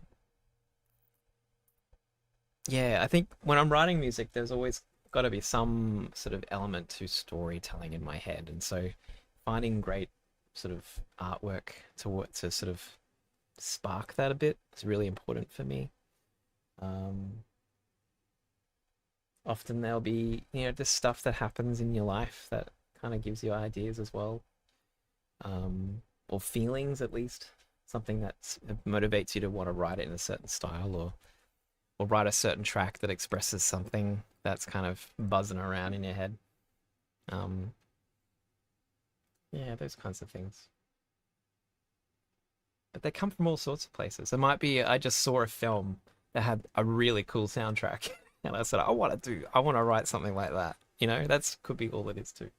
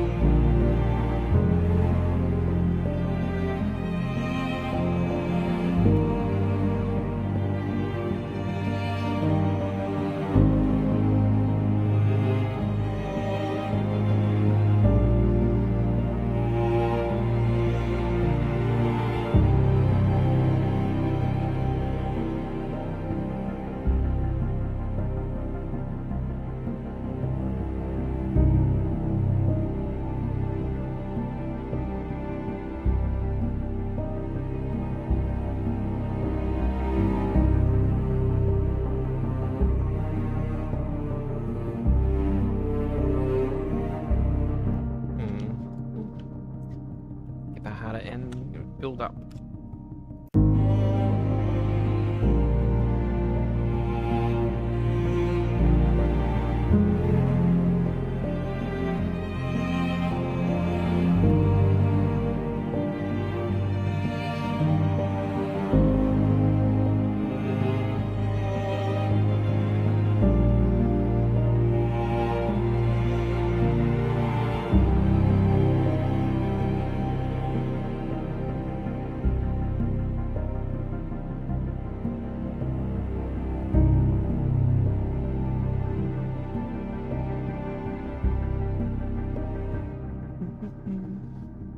To enjoy music that tells a clear story, motives, lyrics, direction, or music that remains open for something out of it, or nothing at all. Sounds nice. A bit of everything, bit of us. But like, I do like music that leaves a bit of ambiguity. So a lot of the work I do listen to when I'm not listening to my own music is a lot of that sort of contemporary classical, which is can be very moody, also be very ambiguous. Like it's very can be very like sort of repetitive motifs, and a lot of a lot of like textual sort of sound, which I think is nice. Like I like that sort of element of ambiguity. But I also love a good melody, right? Like I like listening to a bit of John Williams, who can just write a melody that like absolutely slays it. So yeah, all over the place, really. Hmm. Yeah. How about you? What do you prefer? I mean, a lot of the time I'm writing music that does have a melody, I think, or at least some sort of element of like a theme that carries the track a bit. So that seems to be my mode of operating when it comes to writing music. But yeah, but I do like um, yeah, a lot of contemporary classical music where it's very open and yeah, ambiguous, I think is a good term.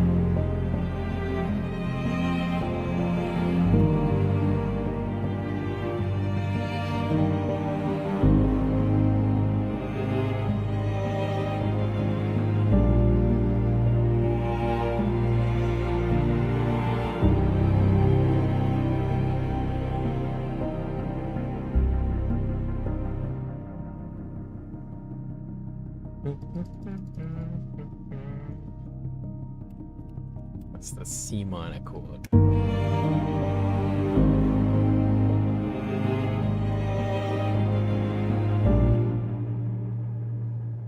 Been freestyling it a while in the car every now and then to kind of getting the rhythm of how verses and chorus sound like in your head. Even pre-choruses. Yeah, yeah. I mean, the shapes of these kinds of things are really important, aren't they?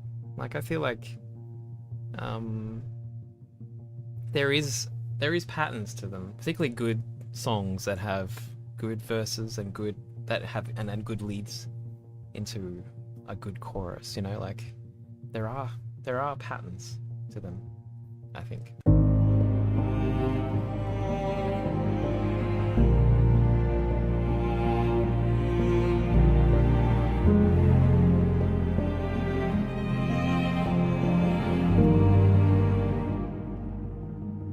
Oh, absolutely, Middle Mouse. Absolutely.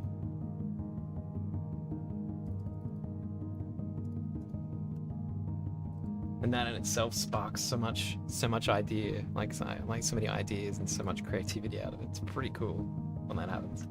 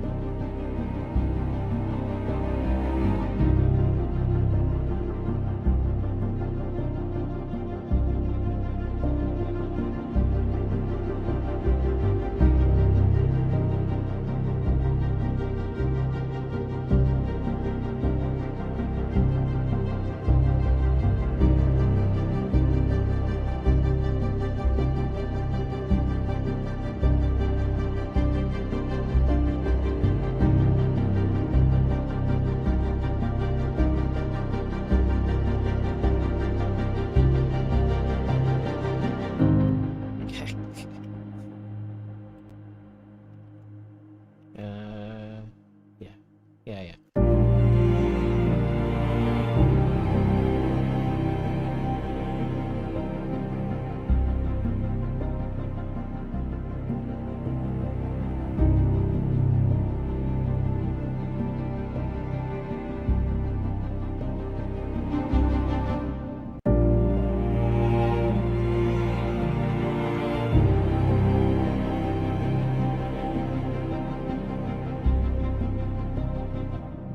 Gara, thank you so much.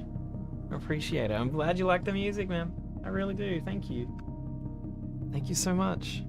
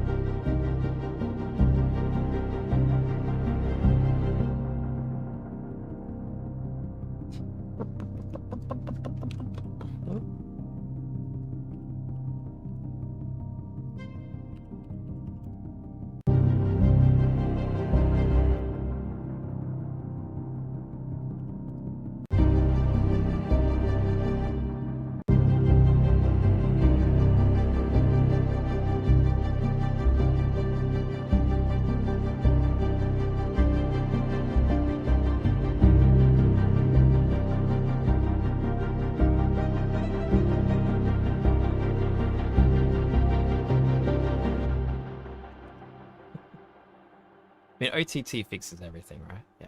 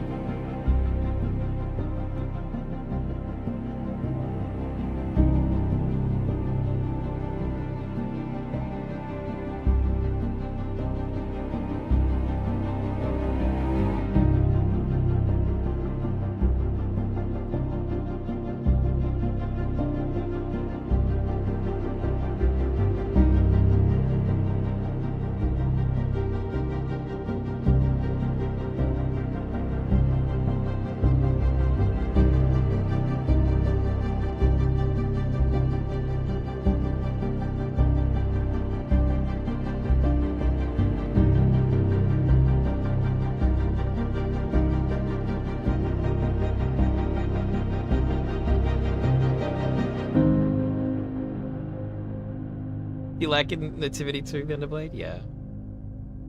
That's great. There's some really good arrangements on that album. Some good stuff. Little late to the party, no worries. Don't think we've actually talked about it today, but I'm using Cakewalk. That's the software I'm using. So that's the program that's running everything.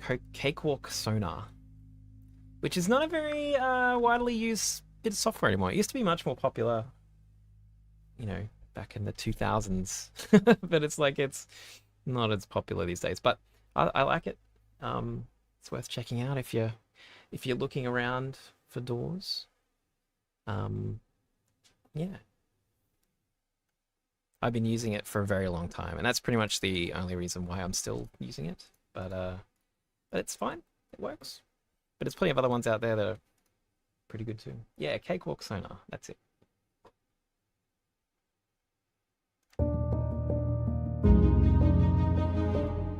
Get rid of that.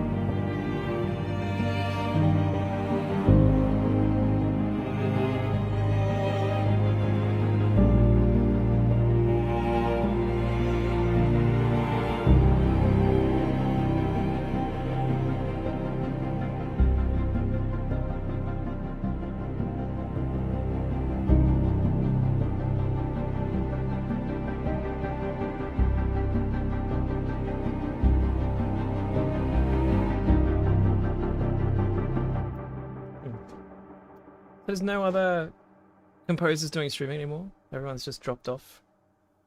Too busy with real projects. Interesting.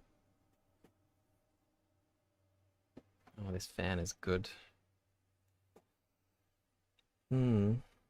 Not even, what's his name? The Hybrid 2. What's the guy's name? Uh, my brain cannot. Real project's gonna have to take priority. Yeah, yeah, yeah.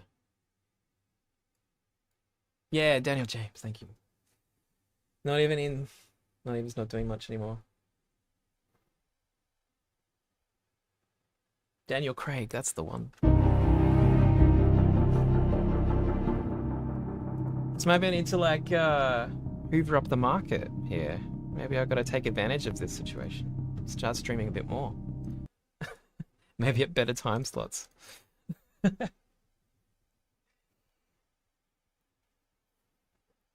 Last Hope, thank you so much for the $5. You're very welcome. I'm very happy to help you out.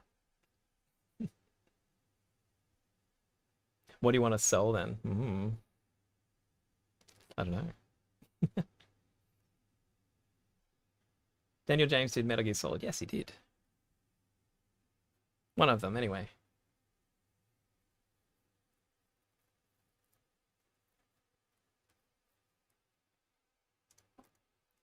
Hopefully one of my games pops off and I'll be known as the guy who did that game. You know?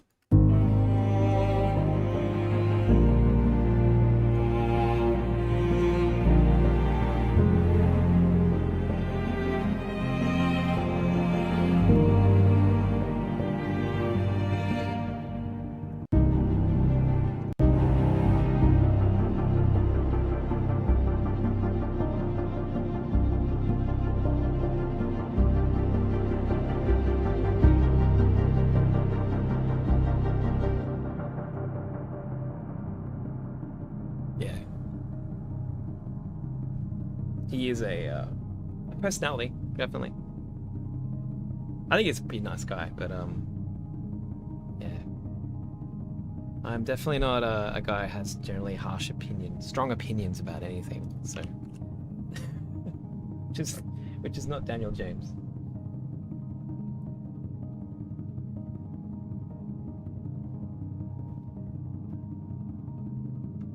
Automatones.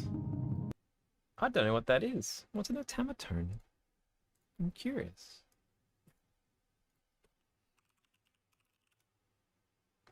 Oh, okay. So this is an automaton. Automaton. I think I've seen videos of these being used to create music. Yes, maybe I should check this out. Thank you. Thank you for the tip. That'd be interesting. Normally when you're British, you reckon?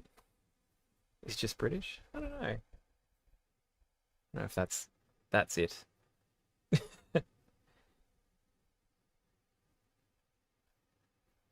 I don't know if that's it. Guys, I think I might call it. I might stop there. I'm gonna go and find some lunch because it is lunchtime here. And I'm hungry. Get into Flame Wars Vets before we do about orchestral realism on Reddit and composed forums. It's not just British. Okay. It's the problem with this industry sometimes is everyone has very strong, a lot of people have strong opinions about stuff, you know what I mean? And I'm just here just like, whatever, man. I just want to make my music.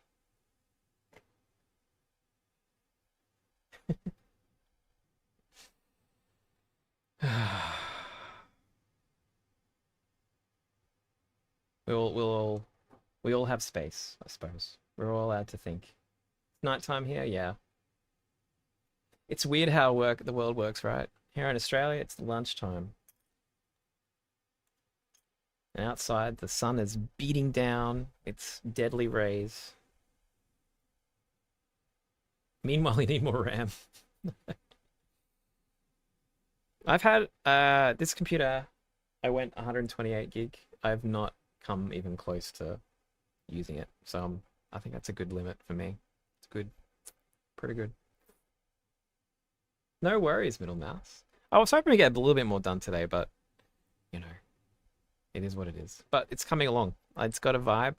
Everything's feeling good, so I'm happy with this. Um, so yeah, we might continue this next week if I haven't finished it already. I hope you have a small day too. Yeah, yeah, 128 solid. I agree. This project, where am I at with this? I'm using 46 gig, 47 gig.